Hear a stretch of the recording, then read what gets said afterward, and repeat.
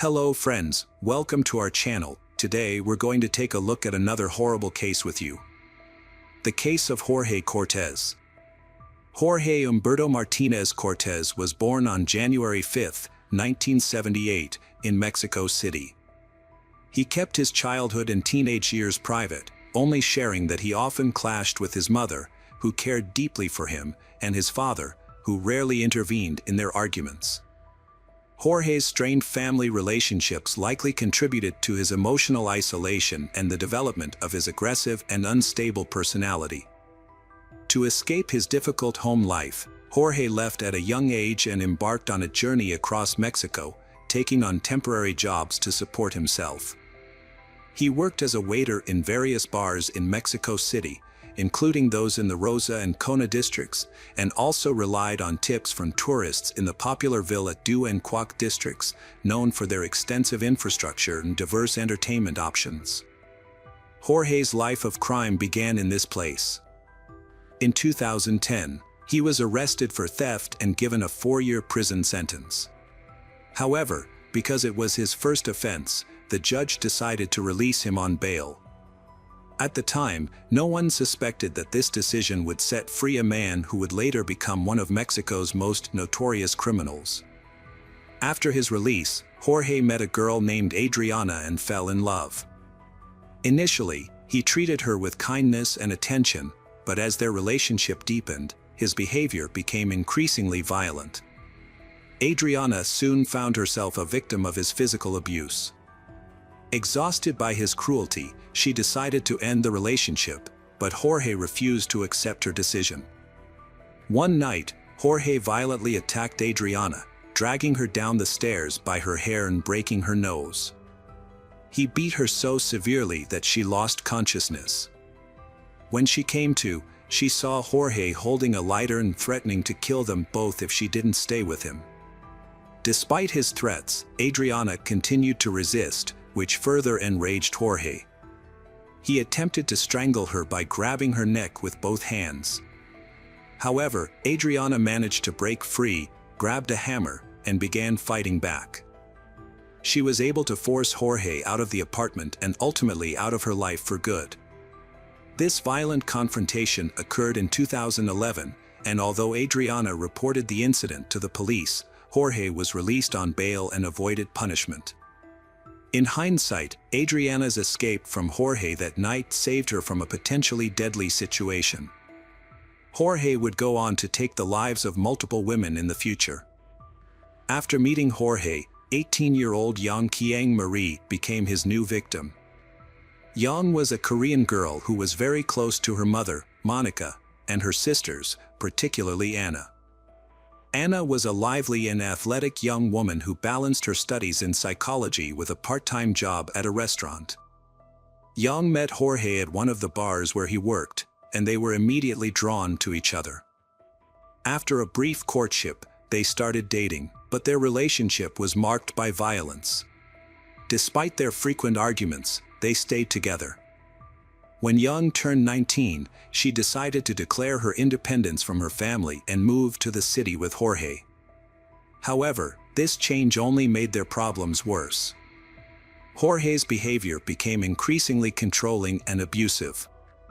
He constantly monitored Yang's activities, calling her every hour at work and restricting her interactions with friends. As a result, Yang felt trapped and realized she was a victim of domestic violence. However, she hid the truth from others, including her family, to avoid causing them concern. Only a few close people, including her sister Anna and some friends, knew about the situation. Despite her family's warnings and advice to leave Jorge, Yang struggled to break free. She attempted to leave him multiple times but always returned, held back by her own fears and vulnerabilities. During this time, Yang underwent a significant transformation, changing from a happy and lively person to someone who was depressed and willing to do anything to please Jorge. The relationship continued to deteriorate, becoming increasingly toxic and damaging to Yang's well-being. Yang's relationship with Jorge was marked by violent outbursts. On one occasion, Jorge refused to let Yang into their apartment when she came home late.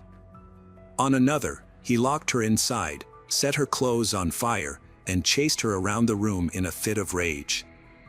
In August 2014, their arguments escalated, and Yang decided to leave Jorge and move in with her parents. A friend encouraged her to report Jorge to the police and end the abuse. Although Yang initially agreed, she eventually returned to Jorge and they continued living together. Tragically, Yang's life was cut short. On September 21st, her body was discovered in their apartment, bearing signs of severe bruising. Jorge claimed to have found Yang hanging in the bedroom, stating that he had left her sleeping at noon the previous day, September 20th, after she had worked a shift at the bar. Jorge claimed that he returned home on the morning of September 21st to find Yang deceased. He immediately contacted the police and notified Yang's family of the tragic event. The news of Yang's death was devastating to her family, prompting Monica and Anna to rush to the scene. Upon arrival, they found police officers and forensic experts already at the apartment, carefully removing Yang's body from the bed. Jorge stated that when he saw his deceased wife, he became frantic and attempted to assist her. A police officer explained to the family that an investigation was ongoing and they needed to stay outside the house to protect potential evidence. As they watched, Yang's body, covered with a sheet, was carried out of the house. The police also informed them that the initial evidence suggested Yang's death was a suicide, a conclusion supported by the position of the body in Jorge's account, which the police believed to be truthful. However, Yang's family was skeptical and struggled to accept this explanation, finding it hard to believe that she would take her own life. When the family arrived to identify the body and prepare the necessary documents, they were surprised to find that the examination protocol was almost complete. The death certificate stated that Yang had died from strangulation by hanging. However, when the relatives were allowed to view the body, they noticed bruises on Yang's legs that seemed suspicious. Jorge attempted to explain the bruises by saying that the body had slipped from his hands and fallen to the floor when he tried to move it from the bed. Monica was not convinced by Jorge's explanation and suspected that something was not quite right. Investigations revealed more about Yang's tumultuous relationship with Jorge, fueling suspicion that her death might not be the suicide police claimed. During police testimony, friends described constant fighting between they, revealing Jorge's history of jealousy and aggression. His behavior extended to frequent phone calls to Yang's workplace, indicating a pattern of controlling behavior. Yang's sister Anna noted that a few months before the tragedy, her behavior dramatically shifted. Anna added that she started distancing herself from the family once the relationship with Jorge started. This prompted concern within the family. Despite growing concerns about Jorge's unstable behavior and doubts about the official explanation, the police were quick to dismiss theories and rushed to close the case. Experts at the Katok morgue recommended cremating Yang's body, which meant that further forensic investigation would not be possible. Yang's mother was deeply suspicious of Jorge's involvement in her daughter's death, but she eventually agreed to the cremation due to pressure from her family, thereby giving up the chance to gather evidence to support her suspicions. Jorge did not attend the funeral, but he got a tattoo of a broken heart, supposedly to show his grief. However, he also cut off all contact with Yang's family. Yang's death had a devastating impact on her family, especially her mother, Monica. The overwhelming pain of losing her daughter, combined with feelings of loneliness and despair, led Monica to develop an addiction to alcohol and smoking. Monica was devastated when her daughter Yang passed away suddenly. Despite her overwhelming grief, Monica refused to accept the initial explanation of Yang's death, finding it contradictory to her daughter's outgoing and life-loving nature. Unsettled by details like the bruises on Yang's body and the lack of evidence supporting the claimed manner of death, Monica's instincts told her there was more to the story. To get answers, Monica launched her own investigation into the case. Monica acquired security footage from her daughter's home, revealing her son-in-law Jorge was the last person to see Yang alive. With the help of a private attorney and forensic pathologist, Monica reviewed Yang's final days. An unexpected development led to a shocking explanation, revealing a deeply seated scandal and a misclassified homicide. Monica's determination uncovered hidden details, ultimately revealing the truth behind Yang's death. The detective completely rejected the initial account of Yang's death, presenting conclusive evidence that proved she was murdered. Further investigation revealed several discrepancies with the original autopsy. There were no signs of hanging on Yang's body, but her neck showed signs of strangulation, and a scarf had been used to make it appear as though she had hanged herself. Bruises on her hands and fingernails suggested she had tried to fight back. The medical examiner confirmed that any competent expert would have reached the same conclusion. This raises serious questions. Why did the police ignore these facts, and why did the family receive a false report about their daughter's death? Monica's relentless pursuit of truth led her to conduct a 7-month investigation, uncovering a series of disturbing failures and incompetence by law enforcement agencies. Her research revealed that Yang had previously reported violence by Jorge to the police, but her cries for help were ignored. Monica also discovered that Jorge had ties to his father and the staff handling the case, which, combined with the severity of Yang's injuries and the apparent negligence of the authorities, compelled her to take decisive action. Monica appealed to the prosecutor's office, seeking a review of the case and justice for Jorge, the main suspect. However, she was met with neglect and cynicism instead of support. A prosecutor even questioned her competence, suggesting she should focus on being a housewife and seek psychological help rather than pursuing justice.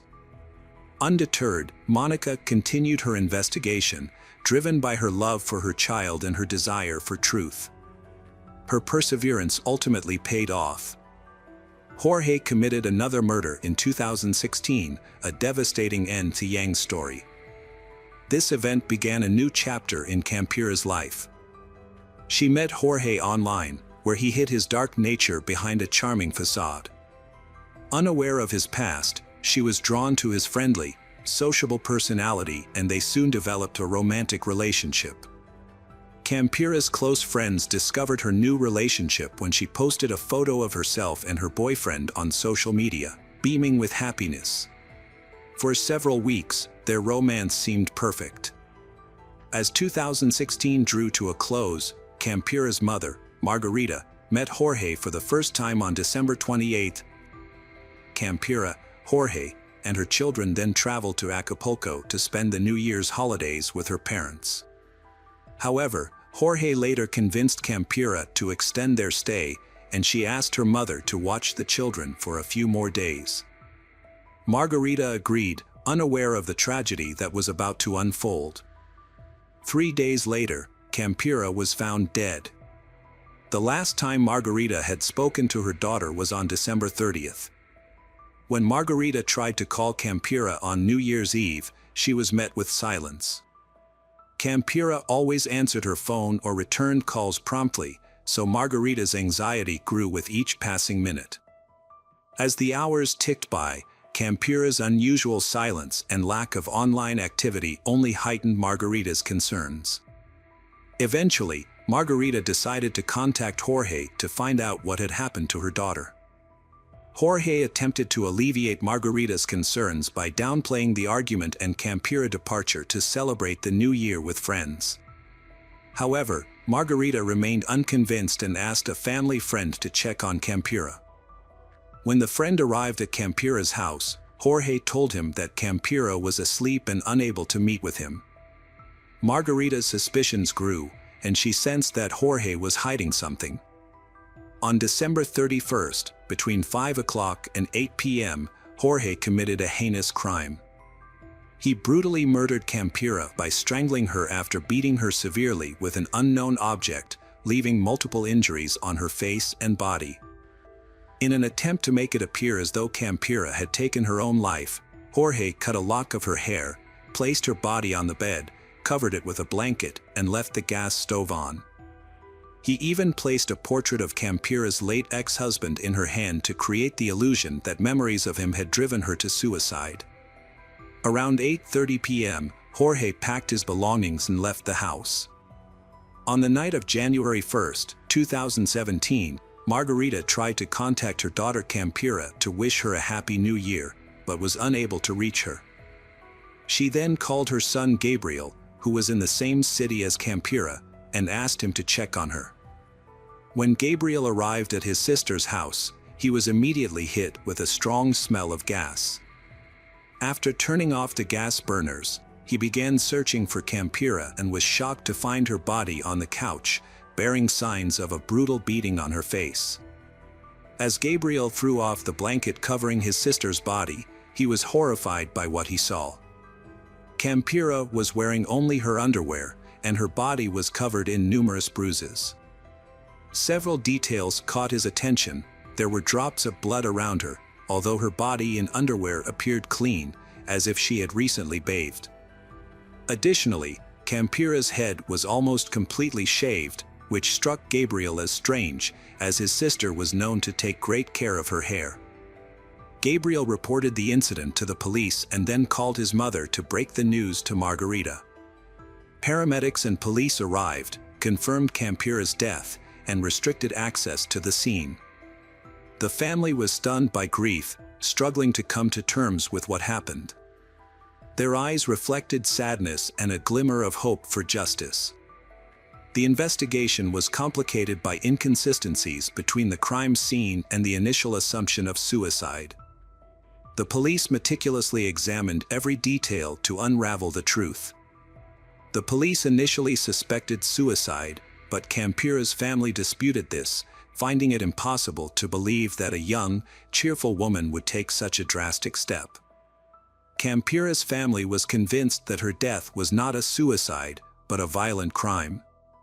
A strand of hair found on her body that did not match anyone in the house reinforced their suspicions. They demanded a more thorough investigation, which was granted. A second forensic examination confirmed their fears, revealing that Campira was strangled and that the suicide scene was staged. The evidence included marks on her trachea and neck, bruises indicating a beating, and the absence of a strand of hair. The police launched an investigation, and Campira's aunt, Sandra, worked with the deputy prosecutor to have the case transferred to the prosecutor's office. However, progress was slow. Later, Sandra was called back to the prosecutor's office and informed that she and her brother, Gabriel, could be plaintiffs in the case. Campira's children were left with their grandmother after the tragedy. To shield them from painful memories, they were transferred to a new school. However, time alone didn't heal their wounds.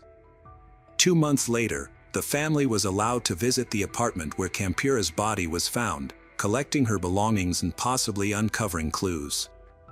Her laptop was found, but its data had been deleted. Fortunately, her iPad was password protected, and the last photos she took before her death were recovered. One disturbing photo showed Campira lying next to Jorge on the same sofa where her body was later found. Further investigation of the photos revealed more evidence. In one image, Jorge was seen holding a skull-shaped container that was later discovered in the apartment's freezer. He was also shown strangling Campira with one hand. Drawers in the desk yielded sketches of tattoos Jorge planned to get, further hinting at his possible involvement in the crime. The public was outraged when Jorge was released on bail in 2009, sparking widespread anger. Many realized that if he had been detained earlier, the young women might still be alive. The Campira and Young families continued to demand justice for their loved ones on social media, gathering over 13,000 supporters on a memorial page. 10 months after his escape, Jorge was finally caught on October 24, 2017. His arrest was unexpected, occurring during a routine patrol by the National Civilian Police in Livingston, Guatemala. The officers were patrolling the streets when they noticed a suspicious man who appeared to be homeless. A routine check of his documents and fingerprints revealed a shocking truth. the man was on the international wanted list with a high danger level. Jorge was immediately arrested and taken to the immigration center in Guatemala City, where he was detained pending further action. The Guatemalan authorities quickly contacted their Mexican counterparts to initiate the extradition process. According to the head of the Guatemalan police, Pablo Castillo, Jorge had been hiding under a bridge in western Guatemala, living on the streets and relying on the kindness of tourists for survival. The next day, October 25th, Jorge was transported to the Mexican border city of Chicas, where he was handed over to the Mexican authorities. After crossing the border, Jorge was taken to Mexico City, marking the successful completion of the extradition process and the delivery of justice. Jorge appeared in court to face charges for his alleged crimes. A reporter managed to ask him a few questions, but Jorge responded with a complete denial of any wrongdoing, claiming he was unaware of the charges against him.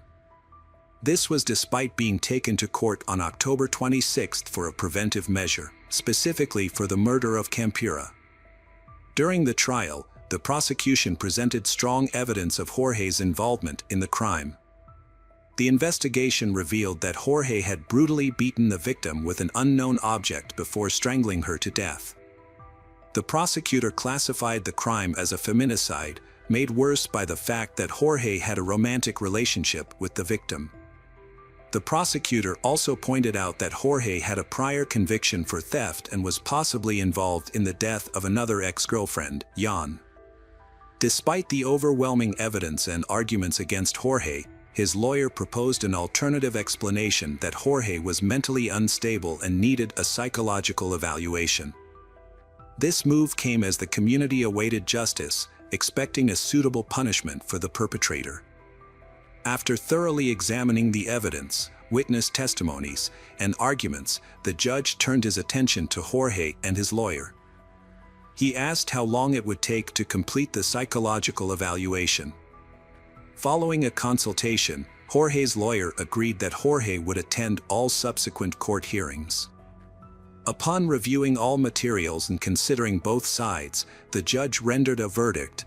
There was sufficient evidence from the prosecutor to hold Jorge accountable for his crimes. The court ordered the investigation to continue and gave a 4-month deadline to gather new evidence. Meanwhile, Jorge was taken into custody and held at a pre-trial detention center. Despite Jorge's arrest and guilty verdict, the Campura and Jan families faced a lengthy and challenging process ahead. In August 2019, an oral hearing was held in Jorge's case. His lawyer asked the court to disregard the videos that showed Jorge entering and leaving Campura's house on the day she was murdered.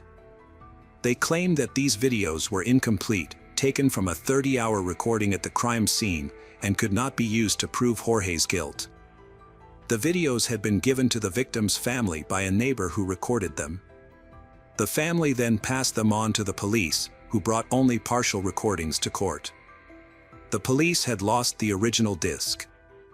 Jorge's lawyer alleged that the Mexico City prosecutor's office had concealed this information, which only came to light on the day of the hearing. The defense lawyer argued that the materials used to obtain the arrest warrant were unlawful. Specifically, the lawyer claimed that a key video was given to the Campura family rather than the judicial authorities, and therefore could not be used as evidence.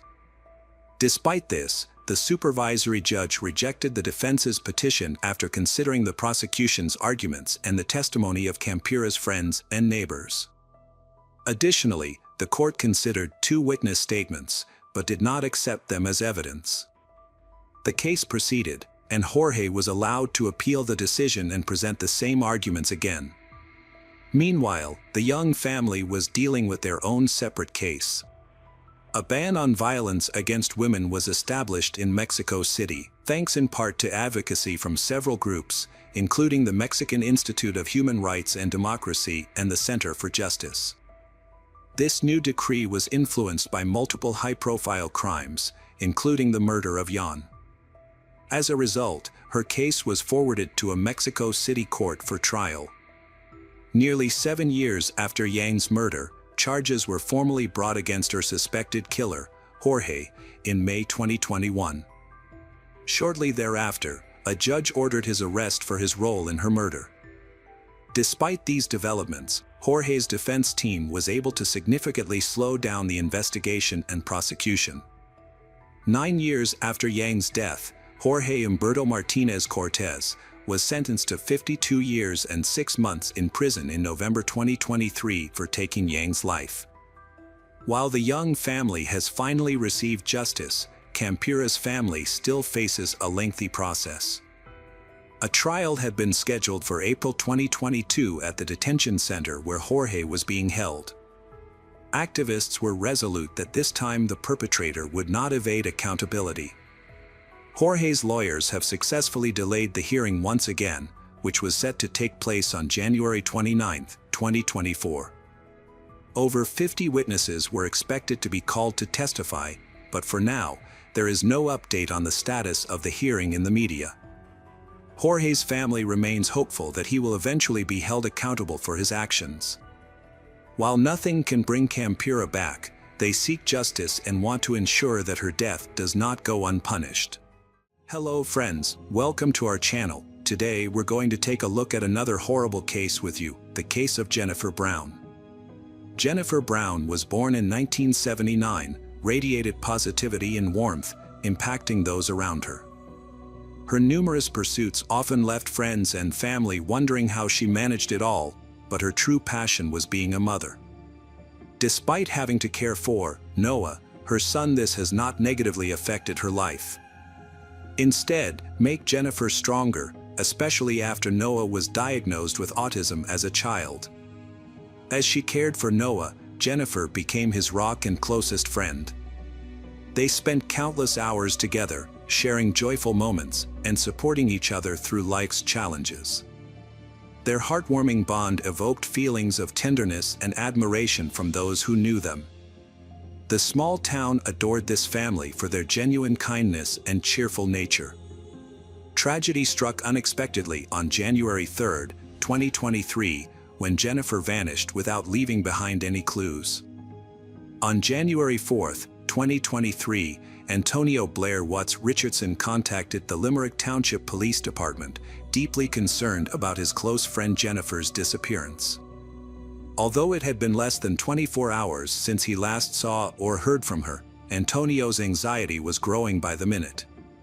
Despite numerous attempts, he couldn't reach Jennifer, which was unusual since she was always responsive, especially when it came to her son Noah. Jennifer's family and friends knew her as a devoted mother and caring person, making her sudden disappearance alarming.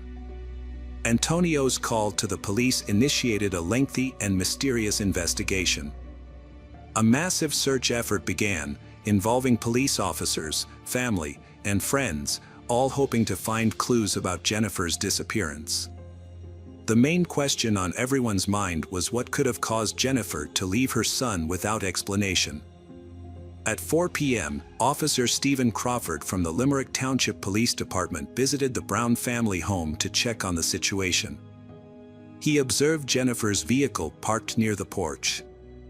Upon entering the house, he found her keys, purse, tablet, and work cell phone still inside.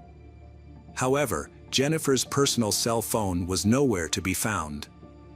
When police attempted to track the phone, they discovered it had been turned off at 7 a.m. on January 4th and the signal couldn't be traced after that. The last known location of the phone was near the intersection of Lewis Road and Ridge Pike in Limerick. This discovery marked the first significant lead in the investigation and indicated that something ominous had occurred. As a result, Jennifer was officially reported missing, and the police launched an investigation. Investigators questioned Jennifer's family, friends, and neighbors, but none of them had any information about her disappearance.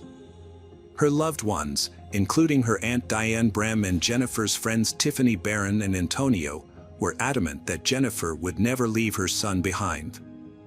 As a devoted mother, she would never abandon her child. Despite efforts, no leads were found in Jennifer's disappearance.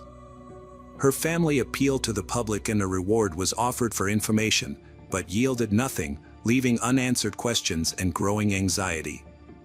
The police investigation started by examining the events of that day, focusing on Jennifer's close friend Antonio, who was the last person to see her alive. On what seemed like an ordinary January day, Jennifer and Antonio spent time in the living room discussing life, future plans, and their children. As their kids often played together, Jennifer asked Antonio to pick up her son Noah from school. Antonio agreed and headed to the school to get Noah. The next day, however, Noah's behavior at school raised concerns among his teachers. They noticed that he had missed 2 doses of his medication, which was unusual given Jennifer's diligent care for her son's condition. She always kept his teachers informed about his health and any issues that arose at school. The school staff became concerned when they couldn't reach Jennifer. Noah told them Jennifer had gone to the grocery store but hadn't returned. She would never leave her son alone at this time. Antonio also tried to contact her but was unsuccessful. Antonio reported her missing to the police. As the investigation continued, no new information about Jennifer's whereabouts emerged. Hope for her return began to fade with each passing day. It seemed she had vanished without a trace and might never be found. However, on January 18th, 2 weeks after her disappearance was reported, 2 warehouse employees in nearby Limmer Township stumbled upon something unusual.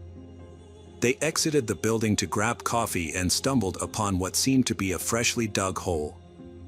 Upon closer inspection, they were shocked to find a woman's body buried in a shallow grave. The workers immediately notified the police, who promptly arrived at the scene. The body was identified as Jennifer Brown, who had been missing for 2 weeks. The sheriff informed Jennifer's family that her body had been found partially buried near a warehouse in Rosefour. An autopsy revealed that Jennifer's death was caused by asphyxiation, with 3 broken ribs indicating a violent struggle with her killer. The investigation shifted from a missing person case to a murder case. Police re-interviewed Jennifer's family and friends, but these conversations yielded no new leads. The investigation seemed to be reaching a dead end, with no suspects in sight. However, just when detectives thought they had hit a roadblock, an unexpected lead emerged from an unforeseen source. After Jennifer's disappearance and murder were made public, the police asked anyone with relevant information to come forward. Noah's teacher responded to this request. She remembered an incident that initially seemed insignificant but raised serious concerns after Jennifer's death. The teacher reported that Noah shared an important detail about the day Jennifer disappeared. Noah told his teacher that when Antonio picked him up from the bus stop on January 3rd, he saw his mom's personal cell phone among Antonio's belongings. Noah recognized the phone because the lock screen showed his own childhood photo. This information proved crucial in the investigation into Jennifer's murder. Previously, investigators suspected that Jennifer's killer had taken her phone. Now, Antonio became the main suspect. The police started investigating the relationship between Jennifer and Antonio, uncovering surprising details. Initially, Jennifer and Antonio's friendship appeared strong and enduring. They spent a significant amount of time together, were well acquainted, and their families socialized with one another. However, once the financial dealings between them became known, one that had been concealed behind their seemingly friendly relationship. Antonio owned a restaurant called Bird's Kitchen, which had declined and closed in early 2022. Following this, Antonio sought help from Jennifer in August 2022. To support her friend, Jennifer decided to invest in Antonio's business, helping him reopen Bird's Kitchen in a new location. They signed a contract that required Jennifer to provide regular financial support to sustain the restaurant, making payments approximately every 6 weeks. To rebuild Bird's Kitchen, Jennifer gave Antonio approximately $36,000 from August to January. They agreed she would give him another $99,000.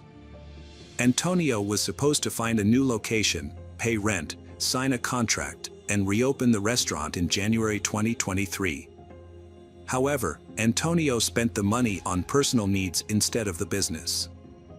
As a result, the property owners canceled their agreement with him on December 26, 2022, because he failed to meet his financial obligations. This left Antonio in a difficult situation, losing both money and the opportunity to open the restaurant. The police suspected Antonio of committing a crime to save his business due to his desperate situation. Upon investigating Jennifer's iPad, they found 2 unauthorized transfers of $177,000 to Bertie's Kitchen on January 3rd. These transfers were not part of the agreement between Jennifer and Antonio, and they initially failed due to two-factor authentication, which was later disabled. This evidence increasingly implicated Antonio in her murder. Police interviewed the owners of the property where Antonio lived, who had recently terminated his lease. Surprisingly, on January 4th, the same day Antonio reported Jennifer missing, he had met with them, claiming he had the money to sign a new lease. This led investigators to believe that Antonio was likely the killer, but they knew he would not confess easily. They needed concrete evidence to prove his guilt. To gather more information, investigators spoke with Antonio's wife, Tiara Taylor. They asked her about Antonio's whereabouts on the day Jennifer went missing. Tiara told them that Antonio had visited the Brown family at around 1 p.m. on January 3rd and didn't return home until 4:30 a.m. the next morning, when he picked up Noah from the bus stop. She also mentioned that Antonio came home briefly, then left again around 5 p.m. and didn't return until late that night. This timeline became a crucial focus point for further investigation. Further investigation found that Antonio spent the night with his mistress, Tatiana Garrett, and didn't meet her until 8 p.m. This left a 3-hour gap with no alibi. Based on evidence, detectives created a timeline of the murder. According to them, Antonio went to Jennifer's house on January 3rd around 1 p.m. and allegedly killed her while Noah was at school. Antonio then transferred funds from Jennifer's iPad to his account and left to pick up Noah from the bus stop around 4 p.m. Later, he returned to Jennifer's house, dropped off Noah, and went back to dispose of the body. He buried it in a shallow grave in a field near Roseford. Afterwards, he went to Tatiana's house and spent the night. Everything seemed carefully planned, but one mistake led the police to Antonio.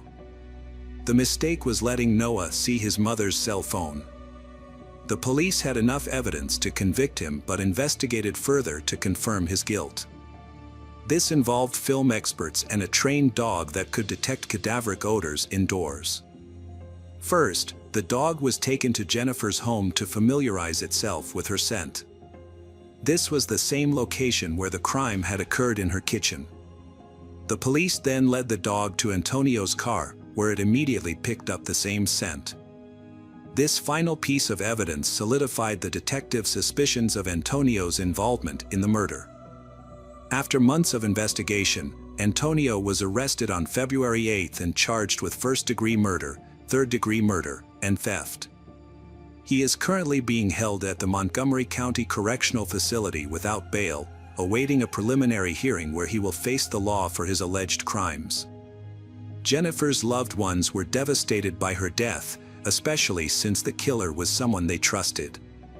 Now that the killer has been brought to justice, the case was finally closed. The boys' observation of the killer's mistake played a crucial role in uncovering the truth and bringing the perpetrator to justice. The tragic events in Limer Township serve as a reminder that even the most meticulously planned crimes will ultimately be solved. Cruel and inhumane acts will not go unpunished, and those responsible will face the law. Hello friends, welcome to our channel. Today we're going to take a look at another horrible case with you. The case of Agnes Klavina. Agnes Klavina was born on July 8, 1984, in Riga, the capital of Latvia. She was the younger of 2 daughters, with her sister Greta being only a couple of years older. As a result, the 2 sisters were extremely close and friendly. Their parents made every effort to provide their daughters with a good education and support their dreams. Agnes developed into a sociable, cheerful, and active individual. She excelled in school, participated in sports, and had many friends. Her future aspirations involved a career in tourism or entertainment, as she loved traveling and organizing leisure activities. With her striking appearance and impressive physique, Agnes consistently received attention and compliments from men. From a young age, Agnes had numerous admirers vying for her attention.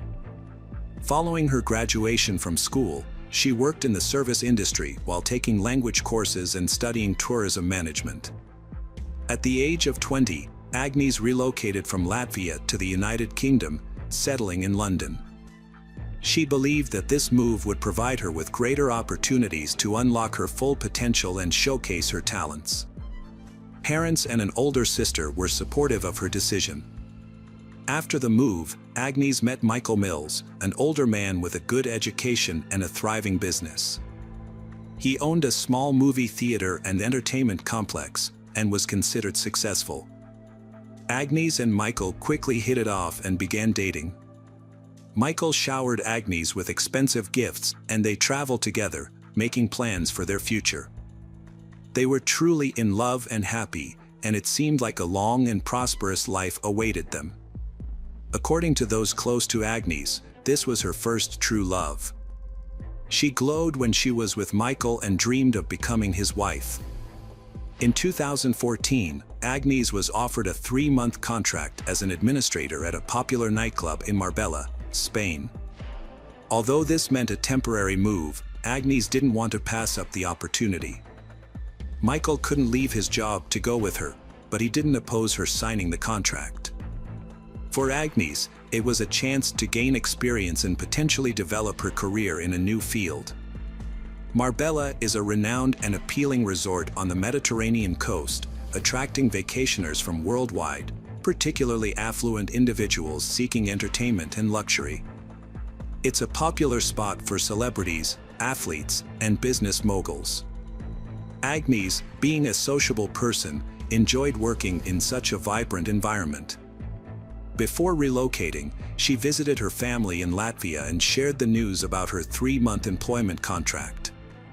She also announced her plans to marry Michael after returning to England, which delighted her parents and sister.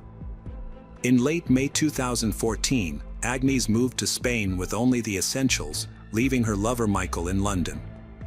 Despite the distance, they maintained daily communication through phone calls and video chats, keeping each other updated on their lives. Agnes Klavina was active on social media, where she shared daily updates about her life through photos, videos, and stories.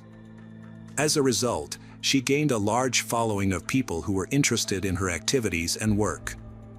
Her posts made it clear that she lived a busy, exciting life and made the most of every day. When her employment contract ended, Agnes decided to extend her stay in Spain for a few more months. It was the start of the peak tourist season in the resort town, and she saw an opportunity to earn a good income. After discussing her plans with her boyfriend, he gave her his support and promised to visit her for a few days. They had been apart for a long time and were eager to see each other. Agnes quickly found a new job as a hostess at an upscale restaurant and renewed her apartment lease. In September, her boyfriend, Michael, visited her as planned. They spent their time together having fun, making plans for their upcoming wedding, and researching honeymoon destinations. However, their time together was short-lived, as Michael returned to London less than a week later. Agnes was left to work in Spain for another month, after which she intended to visit her relatives in Latvia and then join Michael in England. Unfortunately, these plans were not meant to be fulfilled. On September 6th, Agnes went to the Costa del Sol nightclub with her friends. She had told her fiancé about her plans earlier, and he didn't object. At the club, they took pictures and had a good time, with Agnes posting some photos online that night. People who saw her that night remember Agnes wearing a short dress and carrying a small white handbag.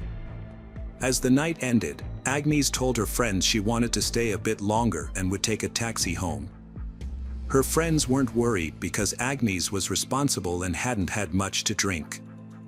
As her friends left, Agnes was talking to a man who had bought her a cocktail. He seemed to be trying to win her over. After that, Agnes disappeared. Despite being in a crowded nightclub, no one saw her leave or knows where she went. The day after Agnes went missing, she failed to show up at work and her phone was turned off. Concerned colleagues and friends alerted the authorities, but the police were slow to act on their missing persons report. As the evening drew in, Michael, Agnes's worried fiancé, contacted her mother, explaining that he had been unable to reach Agnes all day, which was unprecedented. The following day, Agnes's parents and fiancé attempted to file a missing persons report with the Spanish police. However, they were informed that the report would only be considered if it was made in person. Consequently, Agnes's family and Michael flew to Marbella and filed the report 5 days after her disappearance. The investigation began with a search of Agnes's rented apartment. The property appeared as if Agnes had simply stepped out for a short time, with her belongings, including documents, money, and valuable jewelry, still intact. The fridge was stocked with prepared food, and several outfits were laid out on the bed, suggesting that Agnes had chosen what to wear to the club on her last night out. It was clear that Agnes had not returned to her apartment since leaving with her friends. Agnes's phone was switched off, and she stopped posting on social media. She also wasn't responding to any messages. At this point, the police started investigating her disappearance, but a significant amount of time had already passed. Her friends and family created flyers with her picture and distributed them across the city, asking for help in finding her. The media soon picked up the story, and Agnes's disappearance was featured on TV news and the front pages of local newspapers. The investigation advanced after police analyzed CCTV footage from inside and outside the entertainment venue. Although the files had been deleted, specialists were able to recover them. A parking lot exit camera recording showed Agnes being led out of the club around 6 a.m. by a man, apparently against her will. A closer examination of this footage, the last to show Agnes alive, revealed more disturbing details. A man of large build was leading Agnes, gripping her tightly around the waist. Agnes appeared frightened, attempting to break free several times and speaking emotionally. Despite her struggles, the man persisted, eventually forcing her into a Mercedes A63 with tinted windows in the parking lot. At the moment the large man pushed Agnes into the cabin, another man was already inside, while the first man went to the driver's seat. Agnes managed to open the door and tried to escape, but the doorman, standing next to her, intervened. The driver gestured and spoke, and the doorman pushed Agnes back into the car. The driver then handed the doorman something, likely a cash reward. About 6 minutes after Agnes entered the car, her phone was turned off and never turned back on. The vehicle's movement couldn't be tracked due to a lack of CCTV cameras. It became clear that the men in the cabin were the last to contact Agnes. The case was shrouded in secrecy from the start, with investigators signing non-disclosure agreements and information withheld from the press and Agnes's loved ones. 6 months after the incident, Agnes's relatives were shown footage from the club's cameras, which revealed the identities of the 3 men who had last been in contact with Agnes. The large man who forcibly removed her from the club and pushed her into a car was identified as Wesley Capper, the son of a wealthy and influential British millionaire. Also in the car were Craig Porter, a longtime friend of Capper's with no fixed occupation and a history of police attention, and Sean Usman, a dark-skinned doorman. During interrogation, Porter and Usman both claimed they were innocent, stating that Agnes had entered the car voluntarily. Capper's account was that he and a friend had spotted Agnes, a beautiful blonde, at the club and approached her to strike up a conversation. According to Capper, Agnes was already intoxicated, which contradicts the testimony of her friends. However, when offered a drink, she did not refuse. Capper then suggested continuing the party at his luxurious country house, and Agnes allegedly agreed. Agnes reportedly changed her mind about attending a private party at Wesley's house while already in the car. She asked to be dropped off on a dark stretch of road, saying she would take a taxi home. According to the driver, he dropped her off at the requested location, which had no streetlights or CCTV cameras. However, Craig Porter, another passenger, couldn't confirm or deny this account because he was also heavily intoxicated and didn't recall when Agnes was in the car. Craig claimed he fell asleep shortly after leaving the parking lot and didn't notice Agnes's departure. Sean Usman, the doorman, stated that Agnes was drunk but couldn't say if she entered the car voluntarily. He did confirm that when the car stopped, the blonde woman opened the door and almost fell out. Then, at the driver's request, the doorman slammed the car door shut, burning a substantial tip. When questioned, Usman said he didn't believe Agnes was trying to escape by jumping out of the car while it was moving. He thought she might have accidentally opened the door due to intoxication. He also mentioned that Agnes didn't scream or ask for help. However, footage showed Wesley Capper firmly holding Agnes by the waist and wrist, leading her to the car. Wesley claimed Agnes was dizzy, and he was supporting her to prevent her from falling. Later, investigators discovered another suspicious video taken at Soto Grande in southern Spain's Puerta de la Duquesa port. The video, dated September 10th, 4 days after Agnes's disappearance, showed Wesley, Craig, and 2 other men boarding John Capper's luxury yacht. They were carrying a large, heavy-looking suitcase and a rolled-up carpet. When the company returned to Puerta de la Duquesa port a few days later, they had no luggage. After watching the footage, Capper claimed that he and his friends sailed to Ibiza for fun. According to him, the suitcase contained their belongings, and what investigators thought was a carpet was actually bedding. However, he couldn't explain what happened to it afterward. A thorough search of Wesley's yacht and car yielded nothing, as both had been thoroughly cleaned and dry cleaned, eliminating any DNA evidence. Although a long blonde hair was found in a car's trunk, its origin couldn't be determined because the crucial evidence mysteriously disappeared during the investigation. At the trial, the prosecution revealed another peculiar detail. A few hours after Agnes was in the defendant's car, Capper made multiple calls to emergency services but hung up each time without waiting for an answer, as if he was afraid or unsure of his actions. Capper explained that he was drunk and made the calls randomly. The Clavin family's lawyer believed Agnes had been dead for some time, with her body likely on the seabed in the suitcase brought onto the yacht by the suspects. He also thought the case was intentionally delayed, allowing the suspects to eliminate any incriminating evidence.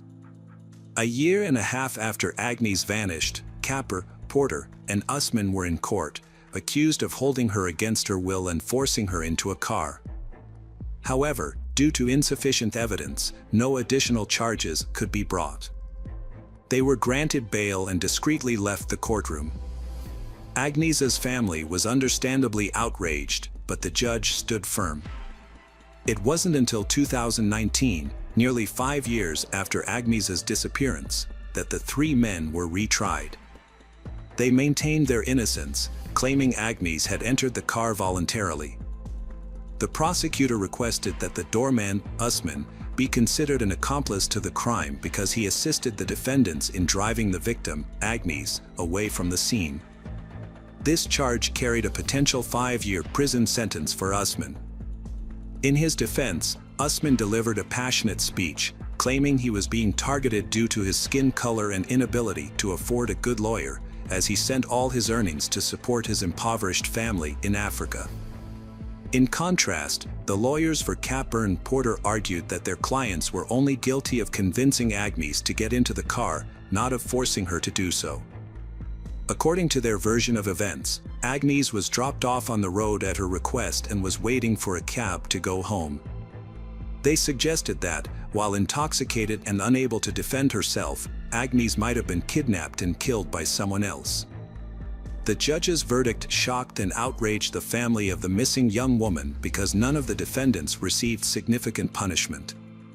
Usman was acquitted of all charges, while Kapur received a 2-year sentence for taking advantage of Agnieszka's intoxication to persuade her to get into his car. Porter was sentenced to 6 months for his role in the incident. However, both men received suspended sentences and did not serve any time in prison. Instead, they paid Agnieszka's family a compensation of 101,000 sterling, which was seen as a paltry sum. Agnieszka's family was disappointed with the outcome and appealed the decision. It was later revealed that both defendants had broken the law again while awaiting the court's decision. Kapur, who was under the influence of alcohol and drugs, hit and killed a woman with his car and fled the scene.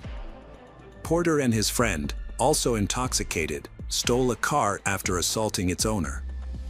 Despite the severity of these new crimes, Kapur was only sentenced to probation thanks to his lawyer's effective defense. He paid a substantial amount in compensation to the family of the woman he killed but remained free. Porter was less fortunate this time and did go to jail. In 2021, nearly 7 years after Agnieszka's disappearance, the main suspect faced punishment. Wesley had spent years living a self-destructive lifestyle, excessively consuming alcohol and illicit substances, which severely impacted his health.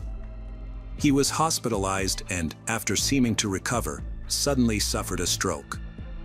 Kapur passed away on July 26, 2021, at the age of 44. Around this time, Agnieszka's parents submitted another appeal to the court.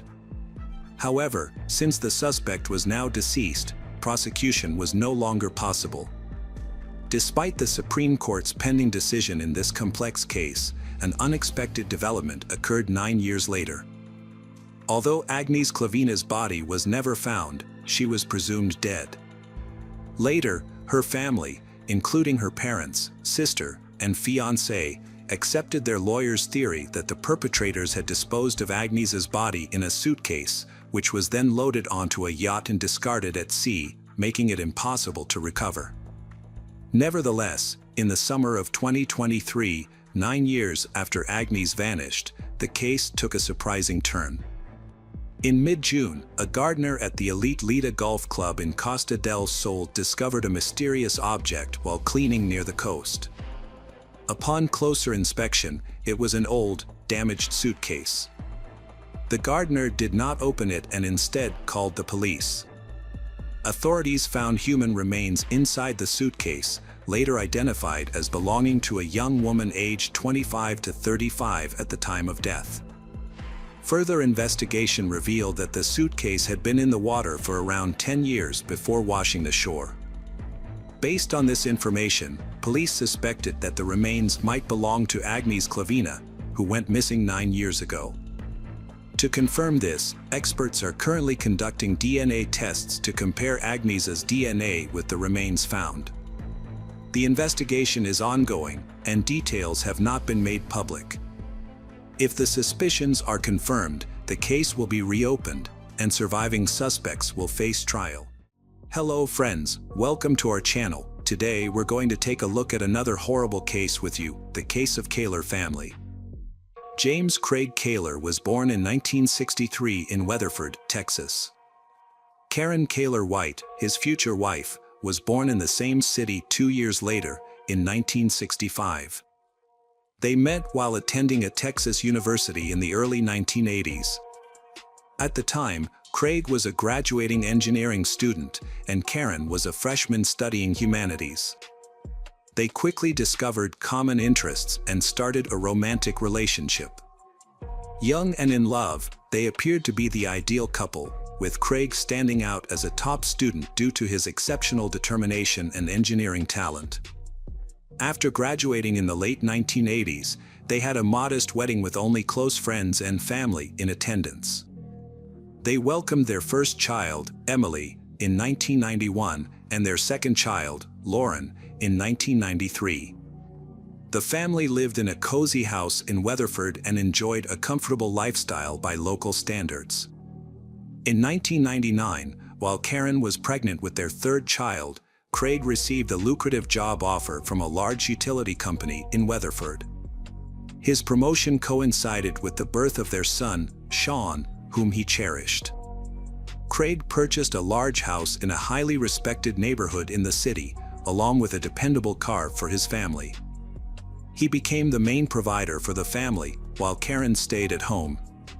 On the surface, the family appeared to be flawless. Their daughters, Emily and Lauren, were gifted in sports and music, frequently taking part in singing competitions and local activities. Emily was an outstanding student who went on to attend a prestigious pharmacy college, whereas Lauren, also an excellent student, aspired to enroll in a conservatory to pursue a music career. Their son, Sean, was a friendly, curious boy with a passion for mathematics and a dream of becoming an archaeologist. He had a close relationship with his parents and sisters. Craig supported the family financially, while Karen ensured the home was welcoming, took care of the children, and enjoyed baking. They was actively involved in community work, aiming to enhance their neighborhood, and had raised 3 gifted and wonderful children. However, despite their seemingly perfect life, the family was hiding numerous issues. In 2007, Karen confided in her younger sister, Linda, revealing that she was on the brink of a nervous breakdown. Karen expressed her distress over Craig's controlling behavior, which had been ongoing for years and was escalating. Craig insisted on a detailed record of every single expense, no matter how small, including daily household costs. Karen had to provide him with receipts from the supermarket, bank statements, and even report her daily activities while he was at work. The entire family was bound to a strict schedule set by Craig, dictating when they had to be home, sleep, wake up, eat, and even when they could be intimate. As time passed, Craig's need for control grew stronger. He became increasingly demanding and selfish, scheduling Karen's every move down to the hour. Karen felt trapped, with no personal time, only duties and responsibilities. She tried to meet all of Craig's demands, hoping he would eventually ease up and they could return to their previous life. However, Craig seemed to take pleasure in his control and showed no willingness to change. Linda was deeply disturbed by what her sister shared, having, like everyone else, perceived Craig as the ideal husband and family man, only to discover he was a tyrant at home. Despite this, Karen didn't want to break up her family and was financially dependent on Craig, along with their children. So, she decided to look for a job that could provide a stable income. Karen, a mother of 3, had maintained a remarkable physical shape despite her advanced age. She prioritized good nutrition, occasional dieting, self-care, and daily jogging. Unbeknownst to her husband Craig, Karen joined a local fitness club, where she spent several hours each day working out. This newfound hobby allowed her to relieve stress, find distraction, and clarify her thoughts. As Craig was at work, he remained unaware of her fitness routine. The fitness club management soon took notice of Karen, an attractive, fit, and dedicated individual. They offered her a trial opportunity to become a fitness instructor with the potential for a formal employment contract. Karen, a former stay-at-home wife, was thrilled by this unexpected chance to turn her passion into a paid career.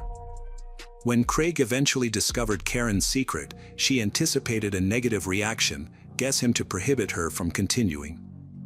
However, he responded calmly and seemed pleased that his wife had found a fulfilling activity that also earned her an income. Karen's husband had 3 conditions for their new arrangement. She had to be home when he arrived, cook meals, and maintain their intimate life. Karen agreed, as this gave her the freedom to manage her daily life and finances without needing to justify every expense to her husband. At the fitness club where she worked, Karen met Sunny Reese, a new instructor. They quickly became friends, and for Karen, who had been a stay-at-home mom for years, Sunny became a trusted confidant. As their friendship grew, Karen and Sunny spent more time together, going for walks, drinking coffee, and having in-depth conversations. Their friendship eventually evolved into something more, but they kept their relationship a secret. Karen knew she had to confess to her husband but struggled to find the right words and worried about the consequences. After months of preparation, she finally opened up to Craig. Although Craig was initially perplexed by his wife's confession, he remained calm and composed. The next day, he revealed that he was open to his wife's relationship with Sunny, but only if he could be a part of it. This proposal left Karen stunned and unsure of how to respond. Craig, however, took the lead and started wooing Sunny, showering her with flowers and small gifts. To him, this seemed like a chance to spice up his intimate life and bring passion back into his marriage to Karen.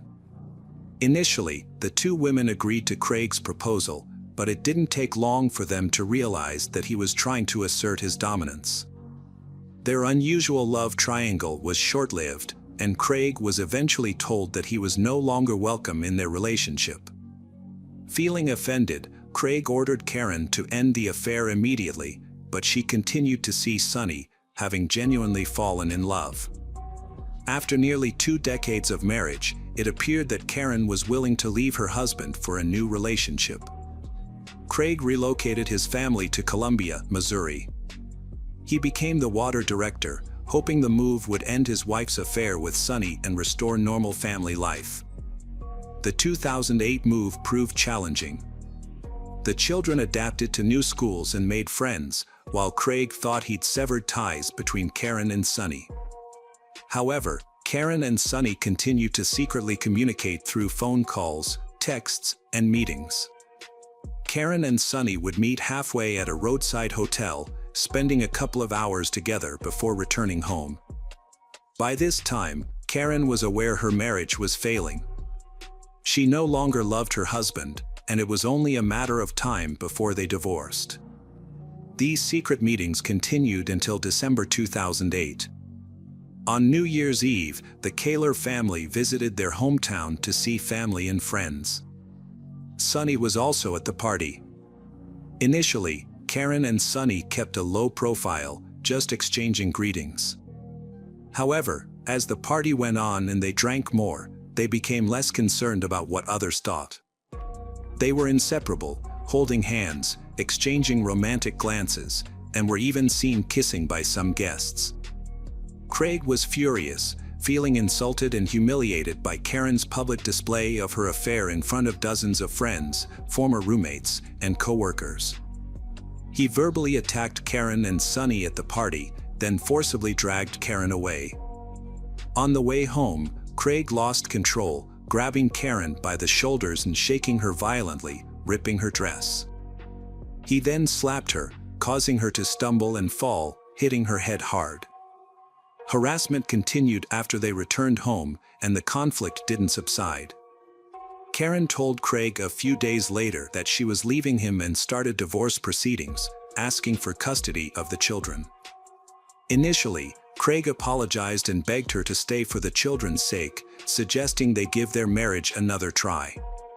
However, Karen was resolute and got a divorce. Craig then called their mutual friends and relatives, asking them to persuade Karen to stay with him and not break up the family. She informed him that she was ending their marriage to be with Sunny, admitting that she had never found true happiness with him. In early spring 2009, Craig and Karen got into another argument while still living together. This time, Craig became physically violent, prompting Karen to report him to the police, resulting in his arrest. However, Craig downplayed the incident at the police station, claiming he only restrained Karen to calm her down, which caused her bruises. Following this incident, Karen took the children and moved out without waiting for their divorce to be finalized. Craig was devastated and angry, especially when he found out his daughters, Emily and Lauren, sided with their mother, saying they had finally seen her happy after a long time. Craig felt betrayed and refused to communicate with his daughters, only spending time with his son Sean on weekends. Meanwhile, Craig held on to the hope that Karen would change her mind and return to him. His jealousy led him to try to control her, following her everywhere, watching her house, and even attempting to install a hidden camera. His obsessive behavior negatively impacted his job performance, resulting in him eventually missing work without a valid reason, which ultimately led to him being fired. After losing his job and income, Craig was forced to move in with his parents. With plenty of free time, he began stalking his ex-wife, Karen. In November 2009, just before Thanksgiving, Karen took her children to visit her 89-year-old grandmother, Dorothy White, in the small town of Burlingame, Kansas. On the evening of November 29th, the Burlingame Police Department received a call about a suspicious van and gunshots. Dorothy's neighbors reported seeing a small truck pull up to her house, and a man got out and entered the house. They heard screams and gunshots, but didn't intervene, fearing the man was armed. The man quickly left the house and drove away. When police arrived, they found a terrified 10-year-old boy, Sean Kaler, calling for help. He couldn't explain what happened, but police soon discovered a horrific scene. Inside the house, near the front door, they found Dorothy lying in a pool of blood, surprisingly alive despite 2 gunshot wounds. In the kitchen, police discovered 44-year-old Karen's body. She had been shot in the chest and then fatally shot in the head at close range by her ex-husband, leaving her no chance of survival. Nearby, between a wall and a couch, lay the body of Karen's 18-year-old daughter, Emily. Emily had attempted to hide from her enraged father but was found and killed with 2 point-blank shots. Upstairs, in a second-floor bedroom, Emily's younger sister Lauren was found in a pool of blood, still alive. Lauren fatally begged for her life, repeatedly stating that her father was responsible for the attack. Lauren and her great-grandmother were immediately rushed to the intensive care unit of a nearby hospital. Unfortunately, despite medical efforts, neither survived. Lauren died on December 1st due to massive blood loss and internal organ damage, while her great-grandmother passed away a few hours later. The only person who survived, Sean, was in shock. Psychologists helped him deal with the trauma he experienced, and since he was the only one who saw what happened at his great-grandmother's house, he needed to be questioned carefully. That evening, Sean's mother was preparing dinner in the kitchen when he approached her to ask for his favorite pies. Suddenly, the back door swung open and his father, Craig, entered with a shotgun. Without a word, Craig pointed the gun at his ex-wife and shot her, then fired again at closer range. Sean was initially frozen in horror, but when his father turned to him and stared silently, he realized he had to escape. He jumped out the open back door and ran towards the main entrance, hoping to alert his grandmother, sisters, and get help. However, upon reaching the threshold, Sean heard more gunshots and, fearing for his safety, hid in a nearby outbuilding. He heard additional shots and waited in terror. Craig was immediately added to the wanted list, with a warning that he was armed and extremely dangerous. The police received reports of a speeding truck, which helped them quickly determine the direction Craig was heading. At one point, Craig abandoned his vehicle in a wooded area and began walking down a deserted road. Law enforcement caught up with Craig the next morning and arrested him without resistance. In the vehicle, they found a rifle, ammunition, and medication for depression and anxiety next to the driver's seat. Craig appeared confused and frightened, admitting to being armed but stating he had no intention of using the weapons. At the police station, Craig initially confessed to his crimes and openly shared his story with the investigating officer. He explained how his wife's infidelity with Sonny and their public humiliation of him had led to his downward spiral. He shared how his efforts to save his marriage resulted in job loss and further erosion of his self-respect. Overcome with emotion, Craig expressed regret and a sense of betrayal by those closest to him, including his daughters. Craig's trial started in December 2010. His lawyer, Thomas Heaney, advised him to recant his initial confession and blame his actions on mental illness and insanity. This was Craig's only way to avoid the death penalty for the murder of 4 people. Heaney argued that Craig's mental state was severely impacted after his wife left him for someone else, his children sided with their mother, he lost his job, and had to move back into his parents' home. According to Heaney, these factors led to Craig's breakdown, causing him to commit the crime while insane and unaware of his actions. However, prior to 1995, a law in Kansas allowed for leniency if a defendant pleaded insanity, but this law was repealed. The prosecution found no evidence of insanity in Craig's actions, only deliberate planning. Craig bought guns and ammunition beforehand, went to the house where his family was, shot each victim twice to ensure no chance of survival, but intentionally let his son Sean escape. In August 2011, Craig was convicted of all charges and received a death sentence. At the final hearing, 12-year-old Sean testified, stating he didn't want his father to die because he was his only remaining close relative. Despite numerous appeals, the verdict remained unchanged. Today, Mr. Kaler is still imprisoned, fighting to have his case reviewed and the death sentence overturned. Following the death of his mother and sisters, Sean is now an adult, having completed his education, and has chosen to stay and work in his home state. Hello friends, welcome to our channel. Today we're going to take a look at another horrible case with you, the case of Stephanie Scott. Stephanie Scott was a 26-year-old kind and intelligent young woman with a passion for education, much like her father, Robert. As a teacher, she enjoyed teaching English and drama at Leeton High School, a job that gave her a great sense of pride and fulfillment. She was known for her enthusiasm, love for learning, and beautiful smile. Stephanie and Aaron's friendship, formed in their youth, blossomed into romance as they entered adulthood.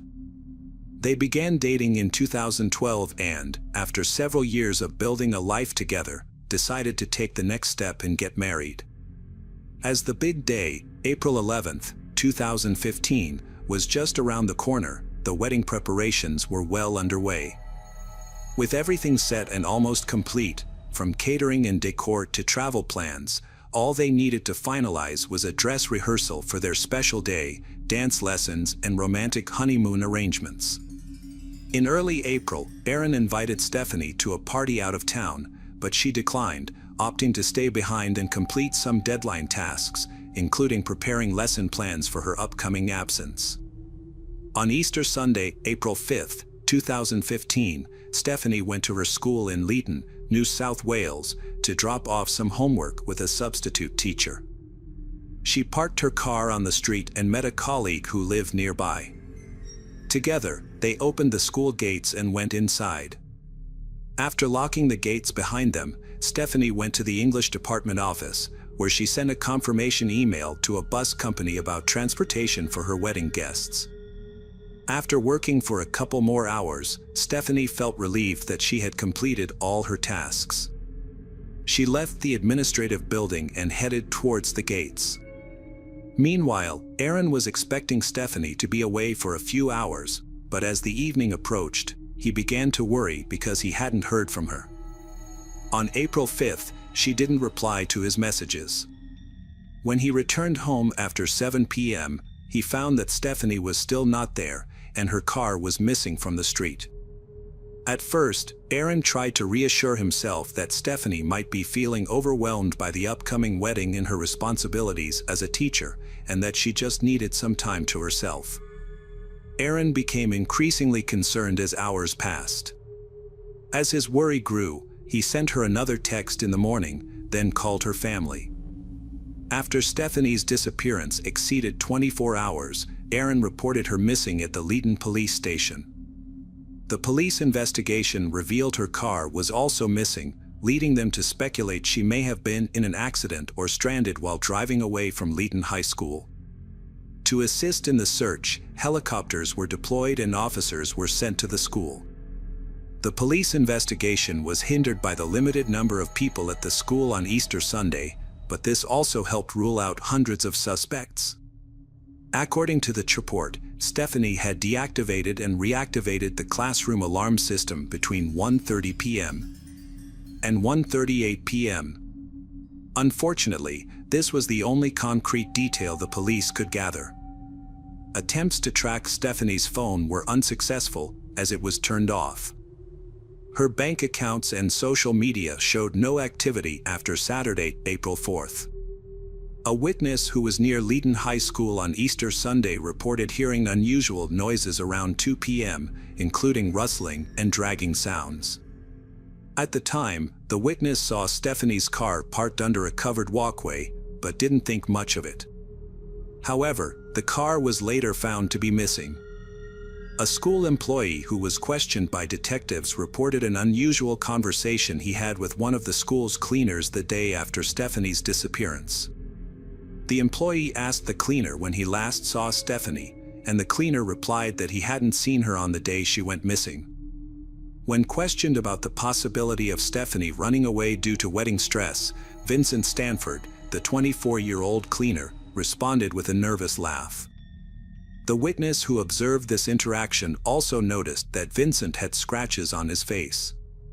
As a result, the police decided to investigate further and asked Vincent for more information.